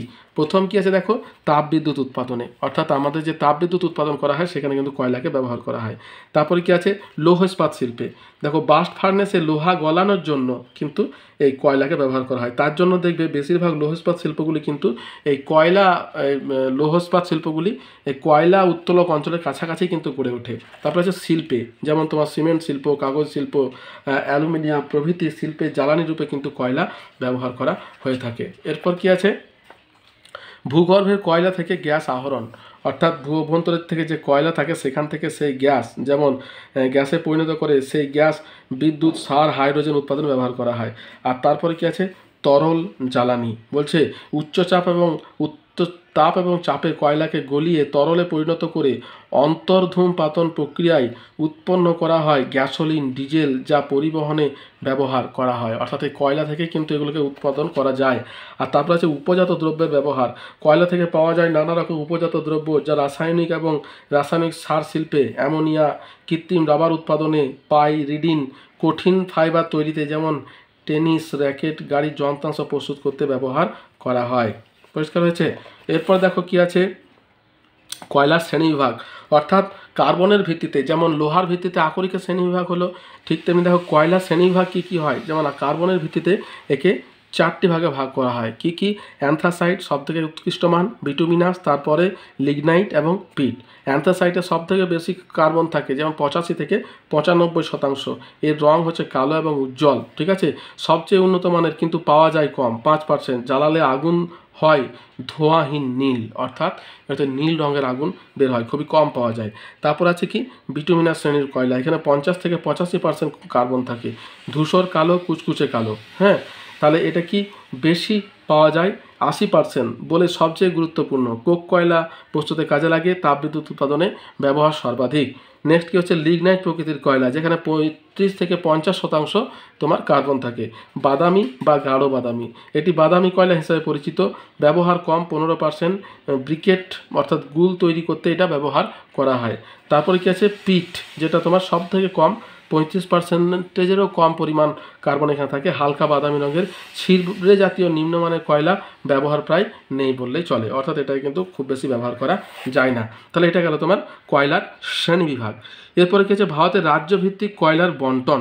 তাহলে ভারতের রাজ্যভিত্তিক কয়লার বন্টন যদি আমরা দেখতে যাই, অর্থাৎ কোন কোন জায়গাতে আমাদের কয়লা পাওয়া যায়, সেই কয়লা দেখো তোমাদেরকে মোট 5টাই কিন্তু বর্ণনা করবে, ঠিক আছে। এখানে দেখো রাজ্যভিত্তিক কয়লার বন্টন, বেশিরভাগ কয়লাই কিন্তু ভারতে গন্ডোয়ানা যুগের পাওয়া যায়, হ্যাঁ, যার জন্য গন্ডোয়ানা যুগের কয়লাটাকে প্রথম দেওয়া হয়েছে। তারপর দেওয়া আছে টারশিয়ারি যুগের কয়লা, যেটা তামিলনাড়ুতে প্রথম স্থান অধিকার করে। তো তোমাদের এখানে যেগুলো দেওয়া আছে, এখানে 5টা দেওয়ার চেষ্টা করবে। যেমন প্রথম হচ্ছে ছত্তিশগড়, তারপর হচ্ছে মধ্যপ্রদেশ, তারপর ঝাড়খণ্ড, তারপর তেলেঙ্গানা, তারপর মহারাষ্ট্র, আর লাস্টে যেহেতু তোমার মহারাষ্ট্র, এই 5টা তোমরা দেবে, হ্যাঁ। তারপরে অন্যান্য জায়গায় তোমার মহারাষ্ট্র, পশ্চিমবঙ্গ এগুলো দিতে পারো। ছত্তিশগড়ে প্রথম আছে উড়িষ্যা, সরি ভুল হয়েছে আমার, প্রথম আছে উড়িষ্যা, ছত্তিশগড়, মধ্যপ্রদেশ, ঝাড়খণ্ড, তেলেঙ্গানা, মহারাষ্ট্র, পশ্চিমবঙ্গ। এই পরপর তোমরা 5টা দেওয়ার চেষ্টা করবে, 1 2 3 4 5 তেলেঙ্গানা পর্যন্ত, তাহলেই হবে। এবং অন্যান্য জায়গাতে তোমরা মহারাষ্ট্র, পশ্চিমবঙ্গ, তামিলনাড়ু এগুলো লিখবে, তাহলেই হবে। উড়িষ্যাতে কোথায় কোথায় পাওয়া যায় দেখো, তালচের, সুন্দরগড়, ঢেন কানাল এবং সম্বলপুর, এই সমস্ত জায়গাতে দেখো, এই যেখানে তোমার যে জায়গাগুলো দেওয়া আছে এই সমস্ত। ছত্তিশগড়ের কোথায় কোথায়, রামপুর, বিলাসপুর, কোরবা, সেনাহাট, শিলগাউল, ঝিলিমিলি প্রভৃতি। মধ্যপ্রদেশের কেওড়া, বেতুল, চিন্দুয়ারা ইত্যাদি। ঝাড়খণ্ডের কোথায় কোথায়, ঝরিয়া, বোকারো, ঝরে হচ্ছে সব থেকে বৃহত্তম ভারতের এখনও পর্যন্ত, হ্যাঁ, চন্দ্রপুরা, হাতুরা প্রভৃতি। আর তারপরে কী আছে দেখো, 5 নম্বরে আছে তোমার তেলেঙ্গানার কোথায় কোথায়, করলাপল্লী, রানীগুন্ডাম, ইয়ালনাড়ু, সিঙ্গারেনি, আদিলতা, করিমপুর, এই সমস্ত জায়গায়। আর অন্যান্য যেমন মহারাষ্ট্রের কালপতি, বল্লভপুর, চন্দাই প্রভৃতি জায়গায়। পশ্চিমবঙ্গের রানীগঞ্জ, আসানসোল, দিশেরগড়, অন্ডাল, নেতুরিয়া, বড়জোড়া, বরাকর প্রভৃতি জায়গায়। আর তামিলনাড়ুর নিয়েভেলি, নাগাপত্তম, থাঞ্জাভুতম, থিরুভুর ইত্যাদি জায়গাতে কিন্তু তোমার কয়লা পাওয়া যাচ্ছে। তাহলে এটা গেল রাজ্যভিত্তিক বন্টন। এরপর দেখো একটা প্রশ্ন আছে, যেটা গন্ডোয়ানা যুগের কয়লা। এই কয়লাটা কিন্তু ভারতের সব থেকে বেশি পাওয়া যায়। তবে এইখানে যুগের কয়লা যে আঞ্চলিক বন্টন যেটা বলেছে, এটা কিন্তু দেখো আমি এটা তোমার রাজ্য ভিত্তিক ছিল। এরপরে এখানে যেটা বর্ণনা করা হয়েছে আঞ্চলিক বন্টনে, এটা কিন্তু দেখো নদীর ওপরে বেস করে। এটা এই আলোচনাটা তুমি একটু শোনো, দেখো ভালো লাগবে, ঠিক আছে। আমাদেরকে মুখস্থ করতে কিন্তু খুব একটা হবে না। অর্থাৎ আমাদের পশ্চিমবঙ্গের বা পার্শ্ববর্তী রাজ্যগুলিতে যে নদী আছে, সেই নদীর তীরবর্তী অঞ্চলেই কিন্তু এই গন্ডোয়ানা যুগের কয়লাটা কিন্তু পাওয়া যায়। যেমন দেখো এখানে কি বলছে, গন্ডোয়ানা যুগের কয়লার বন্টন। দেখো ভারতের মোট কয়লার সম্পদের প্রায় 98% গন্ডোয়ানা যুগের। প্রায় 250 মিলিয়ন বছর আগে ভূগর্ভে এই কয়লার স্তর গড়ে ওঠে, হ্যাঁ। এই কয়লার বেশিরভাগটাই বিটুমিনাস প্রকৃতির এবং এর তাপ উৎপাদন ক্ষমতা যথেষ্ট বেশি। ভারতের কিছু নদী অববাহিকায় গন্ডোয়ানা যুগের কয়লা পাওয়া যায়। এদের মধ্যে উল্লেখযোগ্য হলো দামোদর নদী অববাহিকা, ঠিক আছে, সোন নদী অববাহিকা, যেটা তোমার ঝাড়খণ্ড বিহারের ওপর দিয়ে আছে, ঠিক আছে, মহানদী অববাহিকা, গোদাবরী নদী অববাহিকা, ওয়ার্ধা অববাহিকা এবং অন্যান্য। তাহলে এই সমস্ত নদী অববাহিকা অঞ্চলগুলিতেই কিন্তু তোমার গন্ডোয়ানা যুগের কয়লা সৃষ্টি হয়েছে। দামোদর নদী অববাহিকায় কোথায় কোথায়, যেমন ঝাড়খণ্ডের ঝরিয়া, বোকারো, গিরিডি, উত্তর দক্ষিণ করণপুর, রামগড়, ডালটনগঞ্জ প্রভৃতি। পশ্চিমবঙ্গের আসানসোল, রানীগঞ্জ, জামুরিয়া, অন্ডাল, মেজিয়া, কাপাসডাঙ্গা প্রভৃতি। সোন নদী অববাহিকায় কোথায় কোথায়, ছত্তিশগড়ের চিরিমিরি, তাতাপানি, ঝিলিমিলি এই সমস্ত জায়গাতে। রামকোল, হাঁসদেও এবং মধ্যপ্রদেশের উমারিয়া, সোহাগপুর, সোনাদা, শাহপুর প্রভৃতি। মহানদী অববাহিকায় কোথায় কোথায়, উড়িষ্যার তালচের, রামপুর, হিঙ্গার এবং ছত্তিশগড়ের কোরবা প্রভৃতি জায়গায় গড়ে উঠেছে। তারপরে কি গোদাবরী নদী অববাহিকায়, দক্ষিণ ভারতের গোদাবরী অববাহিকায়, অন্ধ্রপ্রদেশের অন্তগাঁও, ভেঙ্কটপুর, তান্ডুর, রামাগুন্ডাম, কোঠাগুন্ডেম, ইয়েলান্ডু প্রভৃতি জায়গায়। এবারে কি ওয়ার্ধা অববাহিকা, মহারাষ্ট্রের চন্দ্রপুর, বল্লারপুর, রাজুরা, নাগপুর, ওয়ানি প্রভৃতি ক্ষেত্রে গড়ে উঠেছে। অন্যান্যের মধ্যে কী আছে, নর্মদা নদী উপত্যকায় কামপতি, উমেরু, সিকিমের রংগতি উপত্যকা, পশ্চিমবঙ্গের বক্সাদুয়ার, গুজরাটের ঘুনেরি, উত্তরপ্রদেশের মির্জাপুর। তাহলে এই সমস্ত জায়গাতে কিন্তু নদী অববাহিকা অঞ্চলে কিন্তু এই গন্ডোয়ানা যুগের কয়লাগুলো তোমার উৎপন্ন করা হয় বা পাওয়া যায়। এরপরে কী আছে দেখো, কয়লার পরে আসছে আমাদের খনিজ তেল। তাহলে খনিজ তেল কাকে বলে এবং এর শ্রেণীবিভাগ, এটা কিন্তু আমাদের প্রথমে জানতে হবে যে খনিজ তেল কাকে বলে। আমরা তো তেল ধরো পানীয় হিসেবে ব্যবহার করছি, তাহলে খনিজ থেকে যে তেলটা পাওয়া যায় সেটাকেই বলছে পেট্রোলিয়াম বা খনিজ তেল। দেখো পেট্রোলিয়াম বা খনিজ তেল শব্দটির উৎপত্তি লাতিন শব্দ পেট্রা বা শিলা, আর অলিয়াম মানে তেল থেকে। তাই শিলাস্তরে সঞ্চিত তেলকে খনিজ তেল বা পেট্রোলিয়াম বলা হয়। শিলাস্তরে সঞ্চিত যে তেল সেটিকে আমরা বলছি পেট্রোলিয়াম বা খনিজ তেল। এর শ্রেণীবিভাগ কী কী দেখো, একে কিন্তু 3টি শ্রেণীতে ভাগ করা হয়। একটা হচ্ছে প্যারাফিন মিশ্রিত খনিজ তেল, অ্যাসফাল্ট মিশ্রিত খনিজ তেল আর মিশ্র প্রকৃতির খনিজ তেল। এর প্যারাফিন মিশ্রিত খনিজ তেল কোনটা, যেটা সবুজ বাদামি রঙের। হ্যাঁ, গুরুত্ব কি, হাইড্রোকার্বন ও মিথেন বেশি এবং কার্বন কম, উচ্চ শ্রেণীর পিচ্ছিলকারক তেল এখান থেকে পাওয়া যায়। আর অ্যাসফাল্ট মিশ্রিত মানে ধূসর কালো যেটা, এটা কি কার্বনের পরিমাণ বেশি, হাইড্রোজেনের পরিমাণ কম এবং ন্যাপথালিন বেশি থাকে। আর মিশ্র প্রকৃতির কি, সবুজ কালো ও কালচে বাদামি, পিচ্ছিলকারক তেল ও জ্বালানি তেল এই দুই ধরনের তেল হিসাবেই ব্যবহৃত হয়। তাহলে এটা গেল তোমার তেলের শ্রেণীবিভাগ। এরপর কি আছে দেখো, কিভাবে খনিজ তেলের উৎপত্তি হয়। তাহলে ঠিক যেমন ধরো আমাদের ওই কয়লার উৎপত্তি আছে, ঠিক তেমনি খনিজ তেলের উৎপত্তি সম্পর্কেও কিন্তু আমাদেরকে জানতে হবে। তাহলে কিভাবে উৎপত্তি হয়েছে খনিজ তেলের, খনিজ তেলের উৎপত্তি দেখো আমাদের ঠিক যেমন ওই কয়লা যেমন তোমার একটা নির্দিষ্ট যুগে তোমার সৃষ্টি হয়েছিল, ঠিক তেমনি খনিজ তেলের উৎপত্তি আমাদেরকে দেখব, সরি একটু সময় লাগছে। দেখো খনিজ তেলের উৎপত্তি, কয়লার পরে খনিজ তেল। দেখো বিজ্ঞানীদের ধারণা 30 থেকে 40 কোটি বছর আগে, 30 থেকে 40 কোটি বছর আগে মহাদেশের যে অংশ উষ্ণ সমুদ্রের নিচে ছিল সেখানে জন্ম নেয় অসংখ্য উদ্ভিদ এবং ক্ষুদ্র ক্ষুদ্র সামুদ্রিক প্রাণী। উষ্ণ সমুদ্রের এই অংশে পলি এবং বালি সঞ্চিত হওয়ার সঙ্গে সঙ্গে উদ্ভিদ এবং প্রাণীরাশি জমা হতে থাকে।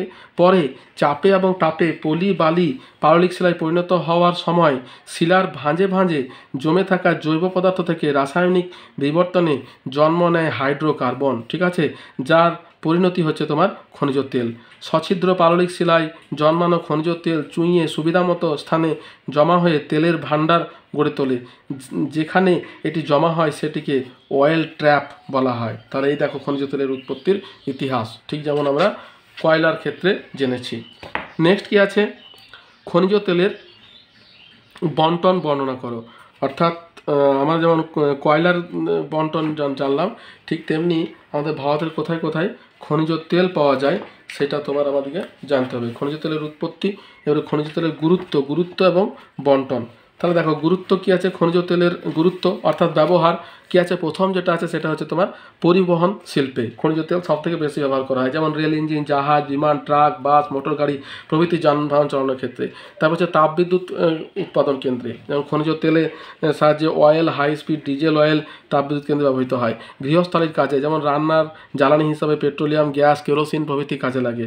তারপর হচ্ছে কৃষিক্ষেত্রে, যেমন জলসেচ, সার উৎপাদন, নানা রকম যন্ত্রপাতি, কীটনাশক, ওষুধ তৈরি দিতে ব্যবহৃত হয়। যন্ত্রের সচলতা এবং গতিশীলতা বৃদ্ধিতে, যন্ত্র সচল রাখতে এবং গতিবৃদ্ধিতে খনিজ তেলের উপজাত দ্রব্য গ্রিজ ব্যবহার করা হয়। তারপরে রাস্তা তৈরিতে, যেমন পিচ, অ্যাসফাল্ট, প্লাস্টিক রাস্তা তৈরিতে ব্যবহৃত হয়।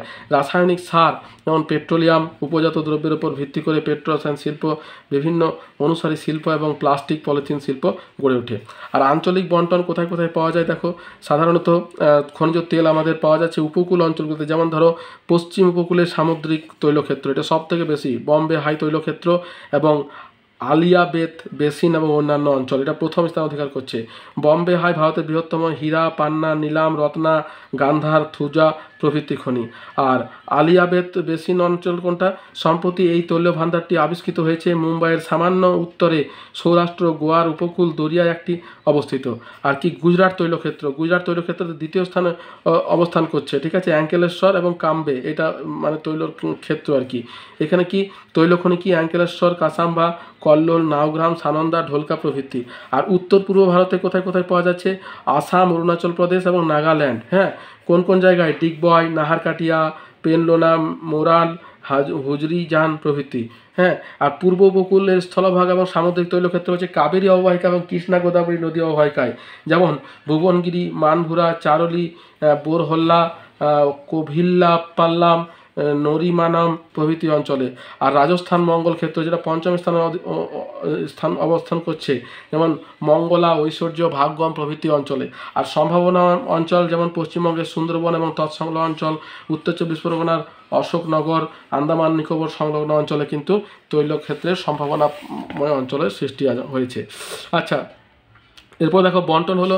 এরপর দেখো উদীয়মান শিল্প এবং আধুনিক শিল্প দানব কাকে বলছে। উদীয়মান শিল্প কিন্তু এই খনিজ তেলের পেট্রো রসায়ন শিল্পকে বলছে তোমার উদীয়মান শিল্প। আর আধুনিক শিল্প দানব যেটা, সেটাও কিন্তু এই পেট্রো রসায়ন শিল্পকে কিন্তু বলছে আধুনিক শিল্প দানব। দেখো উদীয়মান শিল্প এবং আধুনিক শিল্প দানব বলছে খনিজ তেল শোধনাগার থেকে প্রাপ্ত উপজাত দ্রব্যের উপর ভিত্তি করে অনুসারী শিল্প সমেত অন্যান্য শিল্প বিশাল অঞ্চল জুড়ে বৃহৎ আকারে গড়ে ওঠে এবং এর চাহিদা হু হু করে বাড়ছে। তাই পেট্রো রসায়ন শিল্প উদীয়মান শিল্প ও আধুনিক শিল্প দানব নামে পরিচিত। পরিষ্কার হয়েছে। তারপরে দেখো যেটা আছে তরল সোনা কাকে বলা হয় এবং কেন বলা হয়। তরল সোনা হচ্ছে তোমার দেখো এখানে দেওয়া আছে বহুবিধ ব্যবহারের কারণে এই খনিজ তেলকে বা পেট্রো রসায়ন তোমার পেট্রোলিয়ামকে তোমার তরল সোনা বলা হয়, অর্থাৎ অত্যধিক ব্যবহারের জন্য বা বহুবিধ ব্যবহারের জন্য তোমার খনিজ তেলকে কিন্তু তরল সোনা বলছে। খনিজ তেলের উপজাত দ্রব্যগুলির নাম লেখো। তাহলে দেখো আমাদের যে খনিজ তেল আছে সেই খনিজ তেলের উপজাত দ্রব্যগুলি নামগুলো কিন্তু অনেক সময় পরীক্ষার সময় আসে। যেমন দেখো ক্রুড অয়েল শোধন করে পাওয়া যায়, অর্থাৎ খনি থেকে যে তেলটা পাওয়া যায় সেটা কিন্তু ক্রুড অয়েল, ওটা কিন্তু সরাসরি ব্যবহার করা যায় না। এখান থেকে যে সমস্ত উপজাত দ্রব্যগুলো আসছে প্রথমে হচ্ছে জ্বালানি তেল, যেমন পেট্রোল, অ্যাভিয়েশন, ডিজেল, কেরোসিন। তারপরে আছে 2 নাম্বার অ্যাসফল্ট বা বিটুমেন, হ্যাঁ। 3 নাম্বার হচ্ছে লুব্রিকেটিং অয়েল। 4 নাম্বার হচ্ছে প্যারাফিন। লুব্রিকেটিং মানে কি, যে মোবিল তেল, গ্রিজ, এইগুলো হচ্ছে। তারপরে প্যারাফিন। 5 নাম্বার হচ্ছে পেট্রো রসায়ন শিল্পের কাঁচামাল, যেমন ইথিলিন, প্রপিলিন, বেনজিন ইত্যাদি। 6 নম্বর হচ্ছে সালফার, সার, কীটনাশক তৈরি প্রভৃতি দ্রব্য। তাহলে এটা গেল খনিজ তেলের উপজাত দ্রব্য।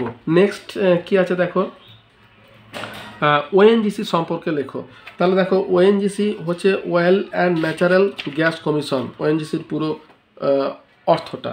তো এটি পূর্বে ছিল oil and natural gas commission. 1975 সালে ভারত সরকার খনিজ তেল অনুসন্ধান এবং উত্তোলনের জন্য সংস্থাটি স্থাপন করেন, যার সদর দপ্তর আছে তোমার দেরাদুনে, হ্যাঁ। এখন এটি একটি বহুজাতিক সংস্থা বা এমএনসি, হ্যাঁ। এই সংস্থা ভারত ছাড়াও রাশিয়া, নাইজেরিয়া, ভিয়েতনাম, সুদান প্রভৃতি দেশে খনিজ তেল উত্তোলন এবং অনুসন্ধানে নিয়োজিত। তাহলে এটাই হচ্ছে তোমার ওএনজিসি।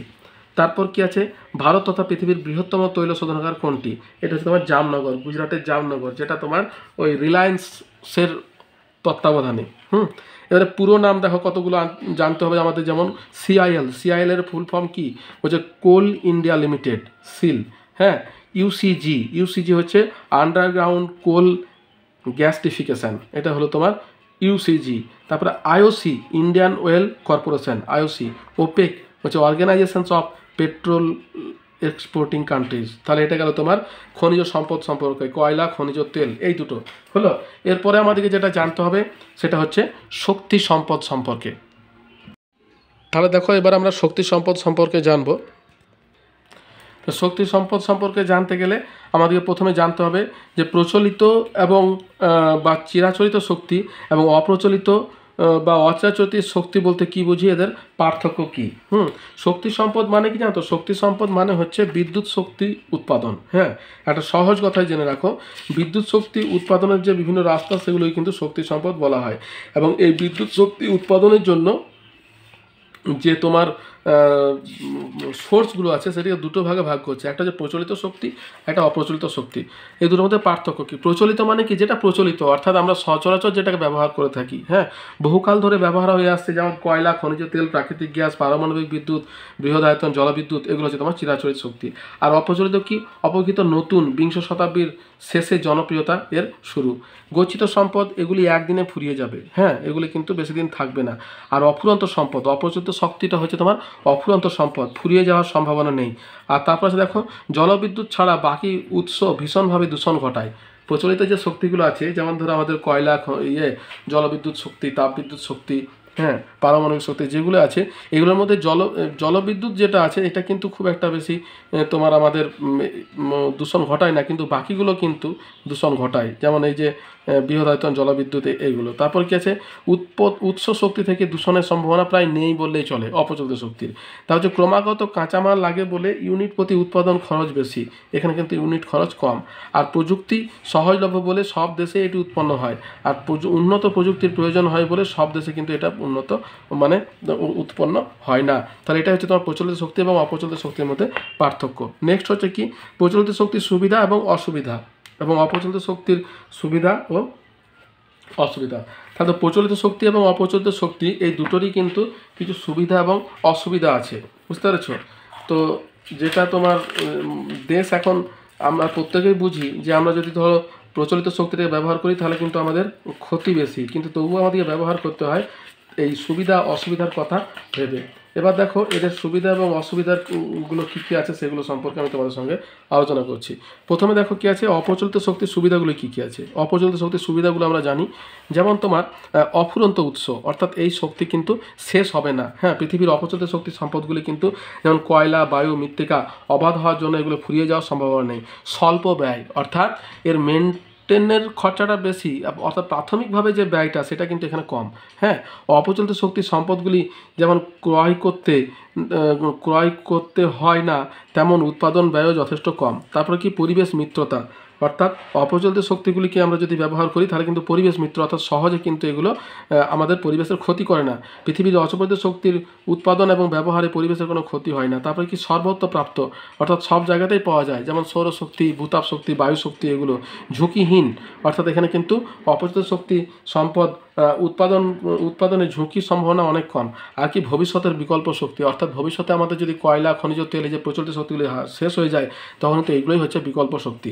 নেক্সট, এর অসুবিধাগুলো কী কী বলছে, অত্যধিক প্রাথমিক ব্যয়, অর্থাৎ প্রাইমারিলি যে এটাকে তোমার উৎপাদন করার জন্য যে খরচাটা করতে হয় সেটা কিন্তু খুব বেশি, যেটা কিন্তু সব দেশ, সব সংস্থা, সব মানুষ এটা সাস্টেন করতে পারে না। তারপরে উন্নত প্রযুক্তির অভাব, অর্থাৎ প্রচলিত শক্তি উৎপাদনের জন্য যে উন্নত প্রযুক্তির প্রয়োজন হয় সমস্ত দেশে সেটা পাওয়া যায় না। তারপর হচ্ছে স্থানান্তরযোগ্য নয়, অর্থাৎ কোনো একটা জায়গাতে যদি এর উৎপাদন শুরু হয়ে যায় সেটা যদি মনে করি যে আমি স্থানান্তর করব তখন কিন্তু সেটা হয় না।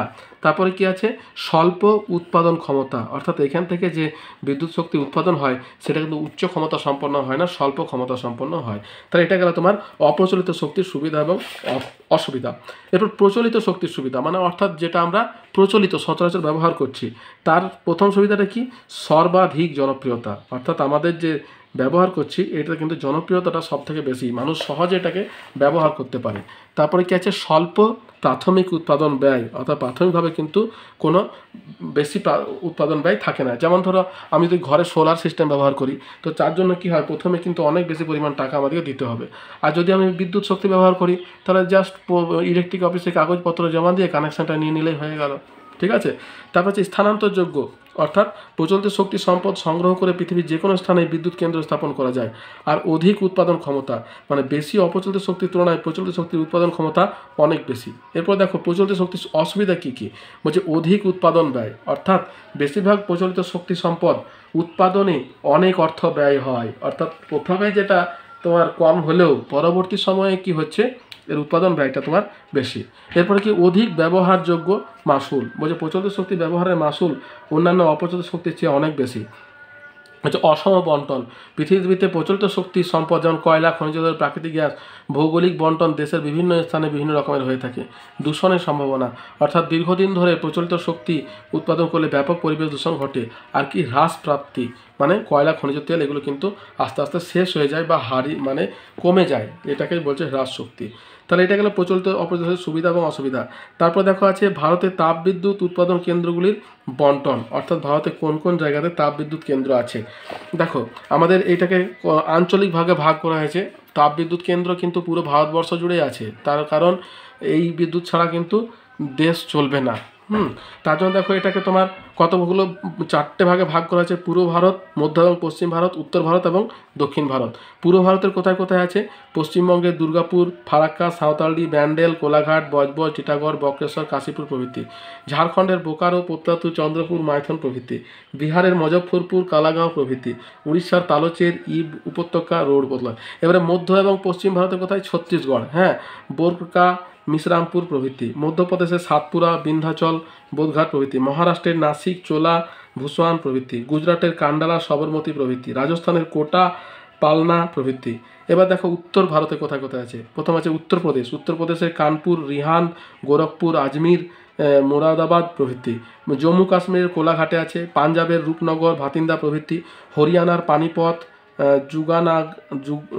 যমুনানগর প্রভৃতি। দিল্লির ইন্দ্রপ্রস্থ, রাজঘাট, বদরপুর প্রভৃতি। এবার দক্ষিণ ভারতের কোথায় কোথায় আছে দেখো, দক্ষিণ ভারতের অন্ধ্রপ্রদেশের বিজয়ওয়াড়া, নোল্লেরো, রামাগুন্ডাম, কোঠাগুন্ডাম, ইয়েলান্ডু, তালান্ডু এইসবে। তামিলনাড়ুর নেভেলি, তুতিকোরিন, এন্নোর প্রভৃতি, আর কর্ণাটকের রায়চুর, বেঙ্গালুরু প্রভৃতি। তাহলে এই যে তোমার ভারতকে 4টি ভাগে ভাগ করে এই কেন্দ্রগুলো বলা হয়েছে। দেখো বিদ্যুৎ শক্তি যে সমস্ত জায়গাতে আছে বেশিরভাগটাই কিন্তু আমাদের তাপ বিদ্যুৎ শক্তি, ঠিক আছে, এবং পুরো ভারতবর্ষ জুড়েই এটাকে করা হয়েছে। কোনো কোনো জায়গায় জলবিদ্যুৎ কেন্দ্র আছে কিন্তু তার সংখ্যাটা কিন্তু খুবই কম, এটা কিন্তু পুরো ভারতকে কভার করতে পারে না, যার জন্য এরকম করে দেওয়া হয়েছে।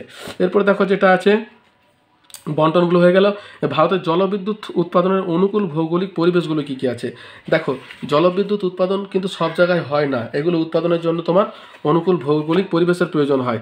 কি প্রথম হচ্ছে বন্ধুর ভূপ্রকৃতি, অর্থাৎ ঢালযুক্ত ভূমির প্রয়োজন হয় যাতে জলের বেগটা গিয়ে পরে টারবাইনকে ঘোরাতে পারে, ঠিক আছে, যার জন্য তোমার সহজেই টারবাইনের চাকা ঘুরিয়ে বিদ্যুৎ উৎপাদনের সুবিধা।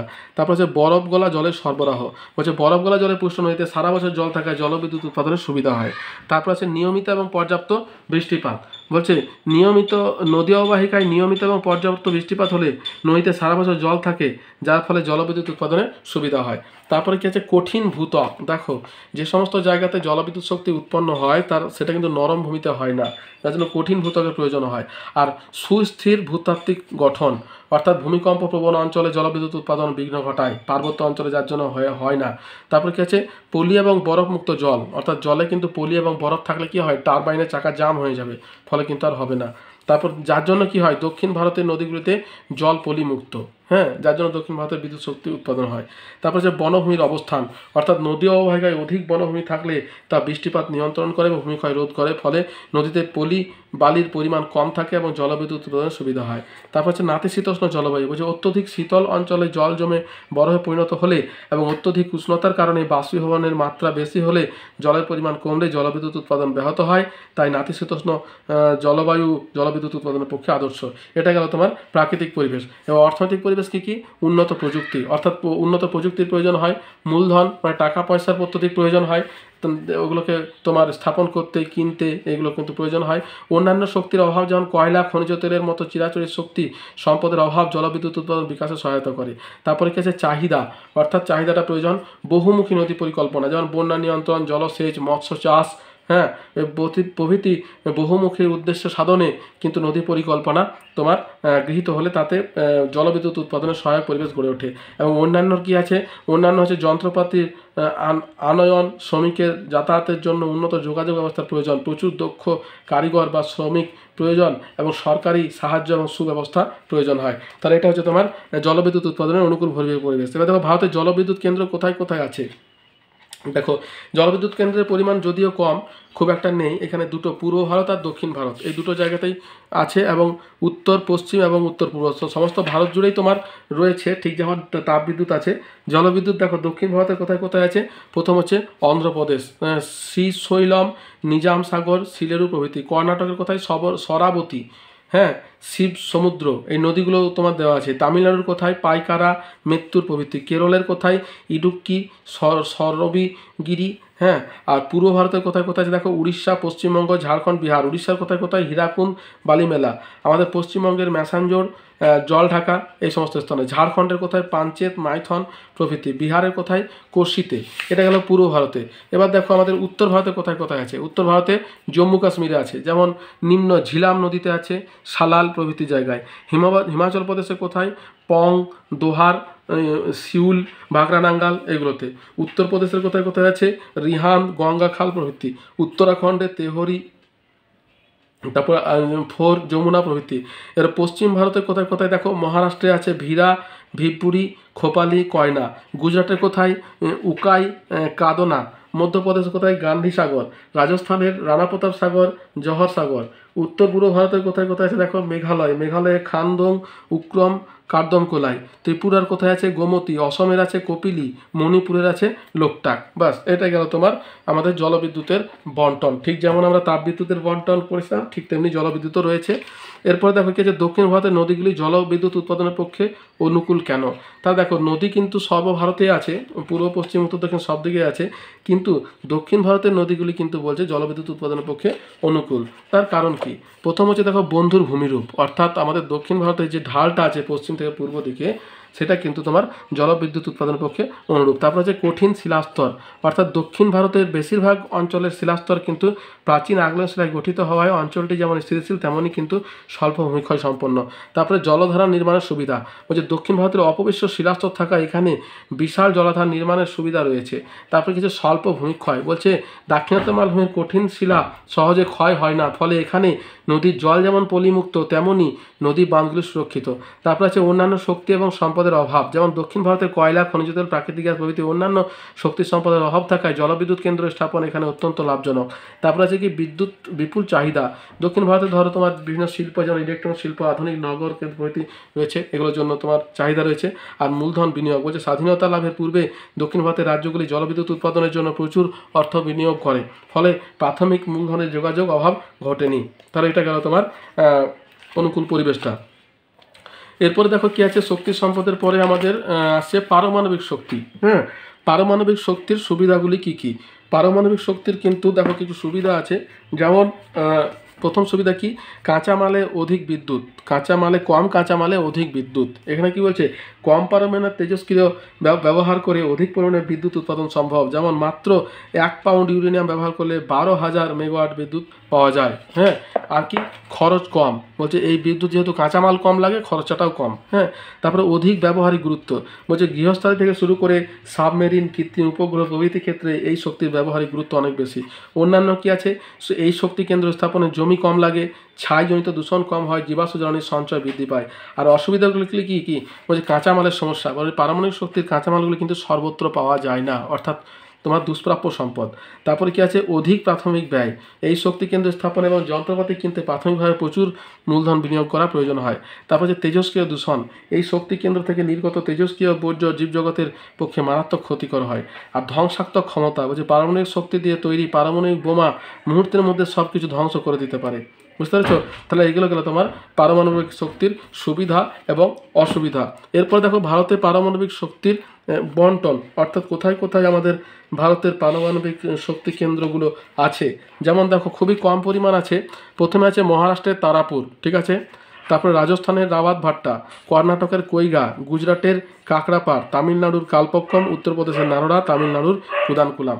এই 21টা তাপবিদ্যুৎ কেন্দ্র কিন্তু তোমার আমাদের ভারতবর্ষে আছে, যাদের উৎপাদন ক্ষমতা এখানে দেওয়া আছে। দেখো মহারাষ্ট্রে 1400, রাজস্থানে 1180, কর্ণাটকে 880, গুজরাটে 440, তামিলনাড়ু 440, উত্তরপ্রদেশ 440 এবং তামিলনাড়ু 1000। ঠিক আছে, এই কতগুলো পারমাণবিক বিদ্যুৎ কেন্দ্র কিন্তু আমাদের ভারতে রয়েছে।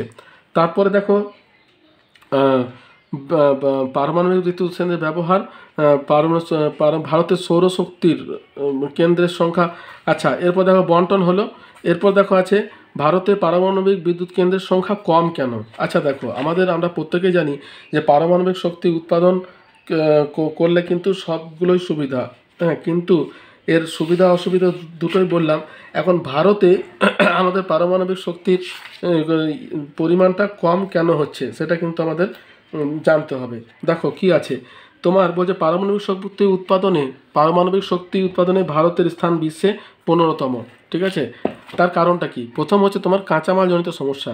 বলছে পারমাণবিক শক্তির প্রধান কাঁচামাল হলো ইউরেনিয়াম, থোরিয়াম, প্লুটোনিয়াম প্রভৃতি। তবে মূল খনিজ কাঁচামাল হলো ইউরেনিয়াম। ভারতের একমাত্র যদুগোড়ায় ইউরেনিয়াম পাওয়া যায়, ফলে পারমাণবিক কেন্দ্র স্থাপনে কিন্তু কাঁচামালের অপ্রাচুর্যতার বাধা সৃষ্টি করছে, অর্থাৎ কাঁচামালটা কিন্তু সহজে পাওয়া যায় না। নেক্সট হচ্ছে উন্নত প্রযুক্তির সমস্যা। যে পারমাণবিক বিদ্যুৎ কেন্দ্র স্থাপন এবং এই শক্তির নিরাপদ ব্যবহারের জন্য আধুনিক এবং উন্নত প্রযুক্তির প্রয়োজন হয়। ভারতের মতো উন্নয়নশীল দেশে এর অভাব রয়েছে। তারপরে যে মূলধনজনিত সমস্যা, যে পারমাণবিক বিদ্যুৎ কেন্দ্র স্থাপন করতে ব্যয় সাপেক্ষ, তাই পারমাণবিক শক্তি উৎপাদন কেন্দ্র থেকে যে ক্ষতিকর তেজস্ক্রিয় বর্জ্য নির্গত হয় তা উপযুক্তভাবে সংরক্ষণ করাও অত্যন্ত ব্যয়বহুল। নেক্সট হচ্ছে জমি অধিগ্রহণ এবং পরিবেশগত সমস্যা। বলছে অনেক সময় জমি অধিগ্রহণ এবং পরিবেশের উপর বিরূপ প্রতিক্রিয়াজনিত কারণে আন্দোলনের প্রভাবে পারমাণবিক বিদ্যুৎ কেন্দ্র স্থাপনে বাধা সৃষ্টি হয়। হয়েছে। তারপরে কি আসছে, বিকল্প শক্তির প্রাচুর্যতা। মানে ভারতে প্রয়োজনীয় বিদ্যুতের চাহিদা তাপবিদ্যুৎ এবং জলবিদ্যুৎ উৎপাদন কেন্দ্র থেকে পাওয়া যায়, ফলে পারমাণবিক বিদ্যুৎ কেন্দ্র থেকে স্থাপনের প্রয়োজনীয়তা উন্নত দেশগুলির তুলনায় অনেক কম। আর শেষে তাহলে এইগুলোই হচ্ছে তোমার পারমাণবিক শক্তি কেন্দ্র। এইগুলো নেই বলে এখানে কিন্তু তোমার ভারতে পারমাণবিক কেন্দ্র সংখ্যাটা কম আছে। তারপর দেখো সৌরশক্তির ব্যবহারগুলি উল্লেখ করো। তাহলে এরপর দেখো সৌরশক্তি, আরেকটা তোমার অপরিচিত শক্তি সৌরশক্তির ব্যবহার। সৌরশক্তিকে আমরা কোন কোন ক্ষেত্রে ব্যবহার করছি? অর্থাৎ সৌরশক্তির ব্যবহার হচ্ছে সৌর হিটার, এই সমস্ত কাজে সৌরশক্তি ব্যবহার করছি। প্রথম হচ্ছে তোমার সৌর হিটার, অর্থাৎ সৌর হিটারের মাধ্যমে শীতকালে এবং শীত প্রধান অঞ্চলে কম খরচে ঘর গরম করা, হাসপাতাল, কারখানা, জমিতে জল গরম করা হয়। সৌর ড্রায়ার, সৌর ড্রায়ারের মাধ্যমে উৎপন্ন গরম বাতাসের সাহায্যে শস্যের আর্দ্রতা অপসারণ করে শস্য সংরক্ষণ, কাঠ শুকানো, মাছ শুষ্ককরণ, লবণ ইত্যাদি করা হয়। সৌর কুকার, সৌর কুকারের সাহায্যে সূর্যতাপের ধরে তার তীব্রতা বাড়িয়ে রান্না করা হয়। তারপরে সৌর ডিস্টিলেটর, মানে সৌর ডিস্টিলেটরের সাহায্যে অপরিশোধিত জলকে বিশুদ্ধ জলে পরিণত করা হয়। তারপরে সৌর পুকুর, সৌর পুকুরের সাহায্যে জল গরম করে বিদ্যুৎ উৎপাদন করা হয়। আর সৌর কোষ হচ্ছে সৌর কোষের সাহায্যে সৌরশক্তি থেকে বিদ্যুৎ শক্তি উৎপাদন করে তাতে আলো জ্বালাতে, পাখা, টিভি, পাম্প, রেফ্রিজারেটর চালাতে, রান্না করতে ব্যবহার করা হয়। তাহলে এটা গেল তোমার সৌরশক্তির ব্যবহার। এরপর আছে ভারতের সৌরশক্তির বন্টন লেখো, অর্থাৎ কোথায় কোথায় ভারতের সৌরশক্তি আমাদের ব্যবহার বেশি করা হয়। দেখো সৌরশক্তি হচ্ছে প্রথম যেটা আছে সেটা হচ্ছে গুজরাট, ঠিক আছে, গুজরাট প্রথম স্থান অধিকার করছে। এটা এশিয়ার বৃহত্তম সৌর পার্ক, এই যে চার অঙ্ক সৌর পার্ক। তারপরে যে রাজস্থান, মাউন্ট আবু, পোখরান, যোধপুর প্রভৃতি অঞ্চলে। মহারাষ্ট্রের কোথায় কোথায় আছে দেখো, মহারাষ্ট্রের রাজ্যের শিরিডি শহরে, হ্যাঁ, দৈনিক 50,000 মানুষের খাবারের রান্না করার ক্ষমতা সম্পন্ন বৃহত্তম সৌরকেন্দ্র স্থাপিত হয়েছে। তারপরে কোথায় আছে দেখো, মহারাষ্ট্র, তার মধ্যপ্রদেশ হচ্ছে ভাবনগরপুর, কাদলিয়া উল্লেখযোগ্য। তারপর 5 নম্বর হচ্ছে অন্ধ্রপ্রদেশ, অন্ধ্রপ্রদেশে তোমার তিরুমালায় পৃথিবীর বৃহত্তম বাক্স সৌরকর বসানো হয়েছে। এখানে কাদেরি, নালগোন্ডা প্রভৃতি উল্লেখযোগ্য। এবং অন্যান্যদের মধ্যে রয়েছে তোমার পশ্চিমবঙ্গ, তারপর তোমার তামিলনাড়ু এবং অন্যান্য। আর এখানে দেখো সব শেষে দেখো সৌরশক্তির যে পরিমাণ সেটা উৎপাদন ক্ষমতাটা দেওয়া রয়েছে।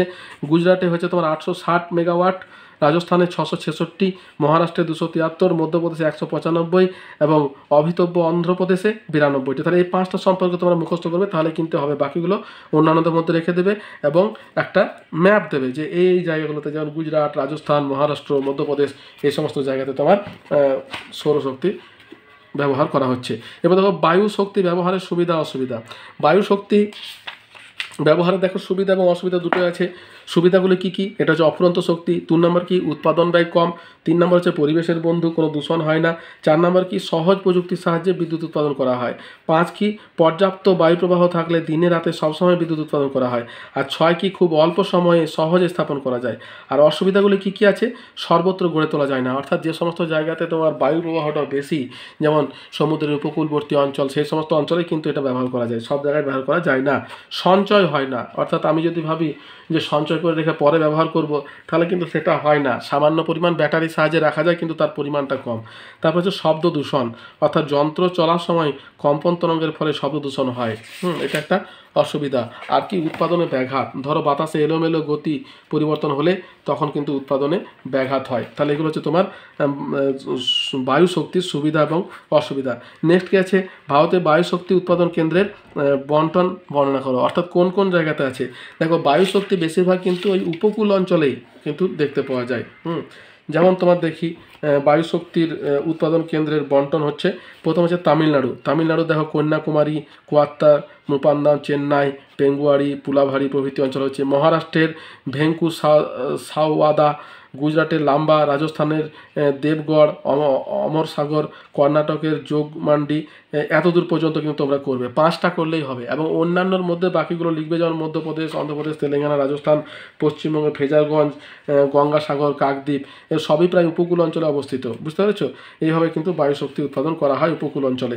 এখানে দেখো এই যে তোমার ম্যাপটা দেওয়া আছে, এই যে দেখো দেখতে পাচ্ছ এখানে ম্যাপটা দেওয়া আছে, সব কেন্দ্রগুলোই কিন্তু দেখো উপকূল অঞ্চলে অবস্থিত, সমুদ্রের উপকূলবর্তী অঞ্চলে। ভিতরের দিকে কিন্তু কোনো বায়ু শক্তি উৎপাদন করা যাচ্ছে না, উপকূল অঞ্চলে কিন্তু হয়। নেক্সট দেখো আছে বায়ু শক্তি উৎপাদন কেন্দ্র হয়ে গেল। ভূতাপ শক্তির ব্যবহার লেখা এবং সুবিধা এবং অসুবিধা। দেখো ভূতাপ শক্তির যে ব্যবহার, তার সুবিধা এবং অসুবিধাগুলি আমাদেরকে জানতে হবে। ভূতাপ শক্তি বলছে, ভূতাপ শক্তি সাধারণত স্বল্প পরিসরে স্থানীয় প্রয়োজনে এটা ব্যবহার করা হয়।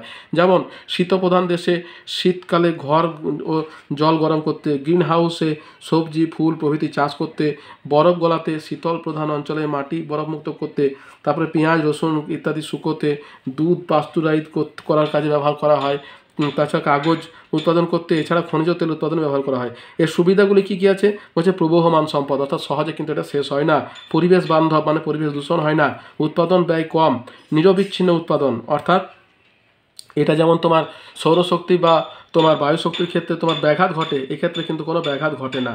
আর অসুবিধাগুলি কী কী, উৎপাদনে ব্যাঘাত মানে উষ্ণ প্রস্রবণ বা গিজার থেকে উষ্ণ জল সর্বদা সমান পরিমাণে বের হয় না, ফলে অবিরত উৎপাদন হয় না। প্রাথমিক ব্যয় মানে ভূগর্ভের সুগভীর পর্যন্ত খনন, পাইপ প্রবেশ করানো, টারবাইন, জেনারেটর প্রভৃতির জন্য ব্যয় বেশি হয়। সীমিত উৎপাদন, অর্থাৎ ভূতাপ শক্তি উৎপাদন ক্ষমতা কিন্তু খুবই কম, মানে উচ্চ ক্ষমতা সম্পন্ন বিদ্যুৎ এটা দিতে পারে না। তারপর হচ্ছে প্রযুক্তির অভাব, মানে এই শক্তি উৎপাদন এবং উন্নয়নের জন্য যে পরিমাণ উন্নত প্রযুক্তি নিয়ন্ত্রণ গবেষণার প্রয়োজন আছে বহু দেশে এটা সহজলভ্য নয়। তাহলে এটা গেল তোমার ভূতাপ শক্তির সুবিধা এবং অসুবিধা। ঠিক আছে, এরপর কিছু ভারতের ভূতাপ শক্তির পরিচয় দাও, অর্থাৎ ভারতের কোথায় কোথায় ভূতাপ শক্তি আমাদের ব্যবহার করা হচ্ছে। দেখো, ভারতের ভূতাপ শক্তি উৎপাদনের সম্ভাবনাময় দেশ, অর্থাৎ এটা কিন্তু সম্ভাবনাময় দেশ। এদেশের 400-রও বেশি উষ্ণ প্রস্রবণ থেকে ভূতাপীয় বিদ্যুৎ উৎপাদন করা সম্ভব। 1996 খ্রিস্টাব্দে বিজ্ঞানী রবিশঙ্কর এক সমীক্ষায় বলেন যে ভারতের সম্ভাব্য তাপবিদ্যুৎ উৎপাদন ক্ষমতা 10,000 মেগাওয়াট। ইতিমধ্যে জম্মু কাশ্মীরের লাদাখ অঞ্চলে পুগাতে, হিমাচল প্রদেশের কুলু জেলার মণিকরণে এবং ছত্তিশগড়ের তাতাপানিতে ভূতাপ বিদ্যুৎ কেন্দ্র স্থাপিত হয়েছে। ভারতের সম্ভাবনায় ভূতাপ কেন্দ্রগুলি হল জম্মু কাশ্মীরের চুমাথাং, পশ্চিমবঙ্গের বক্রেশ্বর, গুজরাটের কাম্বে, মহারাষ্ট্রের জলগাঁও, উত্তরপ্রদেশের তপোবন, আন্দামান নিকোবরের ব্যারেন, পূর্ব হিমালয়ের সিকিম, দার্জিলিং অঞ্চল প্রভৃতি। তাহলে এটা গেল তোমার ভূতাপ শক্তির প্রয়োজন। আর এখানে দেখো দেওয়া আছে ভূতাপ শক্তির যে স্থানগুলি, হিমালয়, কাম্বে, মহারাষ্ট্র, সোনাটা, বক্রেশ্বর প্রভৃতি অঞ্চলে, হ্যাঁ, রাজগীর, এগুলো হলো তোমার ভূতাপ শক্তির প্রয়োজন। এবার দেখো আছে ভারতের বর্জ্য আবর্জনা থেকে তোমার বিদ্যুৎ শক্তি উৎপাদন সম্পর্কে কি জানো। তাহলে বর্জ্য থেকেও তোমার কিন্তু বিদ্যুৎ উৎপাদন করা যায়। এটা কিভাবে হয় সেটা একটু দেখে নাও, যদিও এটা খুব বেশি গুরুত্বপূর্ণ নয়, তবুও আবর্জনা থেকে শক্তি উৎপাদনের ধারণা প্রচলিত শক্তিগুলির মধ্যে নবীনতম। হ্যাঁ, এটা অপ্রচলিত শক্তিগুলির মধ্যে কিন্তু সবথেকে নতুন ধারণা। হ্যাঁ, এই বিষয়ে ধারণা এবং প্রযুক্তি অপেক্ষাকৃত আধুনিক বলে ভারত সহ মাত্র কয়েকটি দেশে স্বল্প মাত্রায় বর্জ্য আবর্জনা থেকে বিদ্যুৎ উৎপাদন শুরু হয়েছে। ভারতে প্রতি বছর প্রায় 5 বিলিয়ন টন কঠিন বর্জ্য নিক্ষেপিত হয়, ফলে বর্জ্য আবর্জনা থেকে শক্তি উৎপাদনের দিকে নজর দেওয়া হচ্ছে। কর্ণাটকের বেঙ্গালুরু শহরাঞ্চলে বর্জ্য আবর্জনা থেকে প্রথম বিদ্যুৎ উৎপাদন শুরু হয়। দিল্লির তিমারপুরে আবর্জনা থেকে বিদ্যুৎ উৎপাদন করা যায়। পাঞ্জাবের জলখেড়ি, অন্ধ্রপ্রদেশের তাপকুণ্ডে ধানের তুষ থেকে, দিশেরগড়ে আখের ছিবড়া থেকে বিদ্যুৎ শক্তি উৎপাদন করা হয়। মহারাষ্ট্রের সোলাপুর, কেরালার কোচি শহরে কঠিন বর্জ্য থেকে বিদ্যুৎ শক্তি উৎপাদন করা হয়। তাহলে দেখো এটা হলো তোমার আবর্জনা থেকে বর্জ্য উৎপাদন। এর সঙ্গে দেখো সব শেষে আমাদেরকে কিছু পুরো নাম জানতে হবে, যেমন NTPC national thermal power corporation, NHPC national hydraulic পাওয়ার কর্পোরেশন। ব্যাস, তাহলে এতদূর পর্যন্তই। এছাড়া কিছু ছোট ছোট প্রশ্ন করে রাখবে, যদিও চ্যাপ্টারটা বোরিং, তোমাদের মুখস্থ করা ছাড়া বোঝানোর কোনো উপায় নেই, তবু আমি যতটা পারলাম তোমাদেরকে বোঝালাম। আর বললাম যে প্রত্যেকটা যখনই বন্টন থাকবে তার সঙ্গে একটা ম্যাপ দেওয়ার চেষ্টা করো, বুঝতে পেরেছো? ম্যাপ তোমরা কতটা পারছো বড় কথা নয়, কিন্তু তুমি যে দিয়েছো তার জন্য কিন্তু তোমাকে মাস্টারমশাইকে নাম্বার অবশ্যই দিতে হবে। তাহলে এতদূর পর্যন্তই। যদি ভিডিওটা ভালো লেগে থাকে তাহলে একটা লাইক দিও, বন্ধুদের সঙ্গে শেয়ার করো, আর সাবস্ক্রাইব করে রাখো চ্যানেলটা, তাতে আমি যখনই ভিডিও দেবো নোটিফিকেশান তোমাদের কাছে পৌঁছে যাবে। আর যদি কোনো প্রশ্ন থাকে আমাকে কমেন্ট বক্সে কমেন্ট করো, আমি তোমাদের প্রশ্নের উত্তর দেওয়ার চেষ্টা করব। এতদূর পর্যন্তই, দেখা হচ্ছে পরের ভিডিওতে। ভালো থেকো, সুস্থ থেকো, ধন্যবাদ।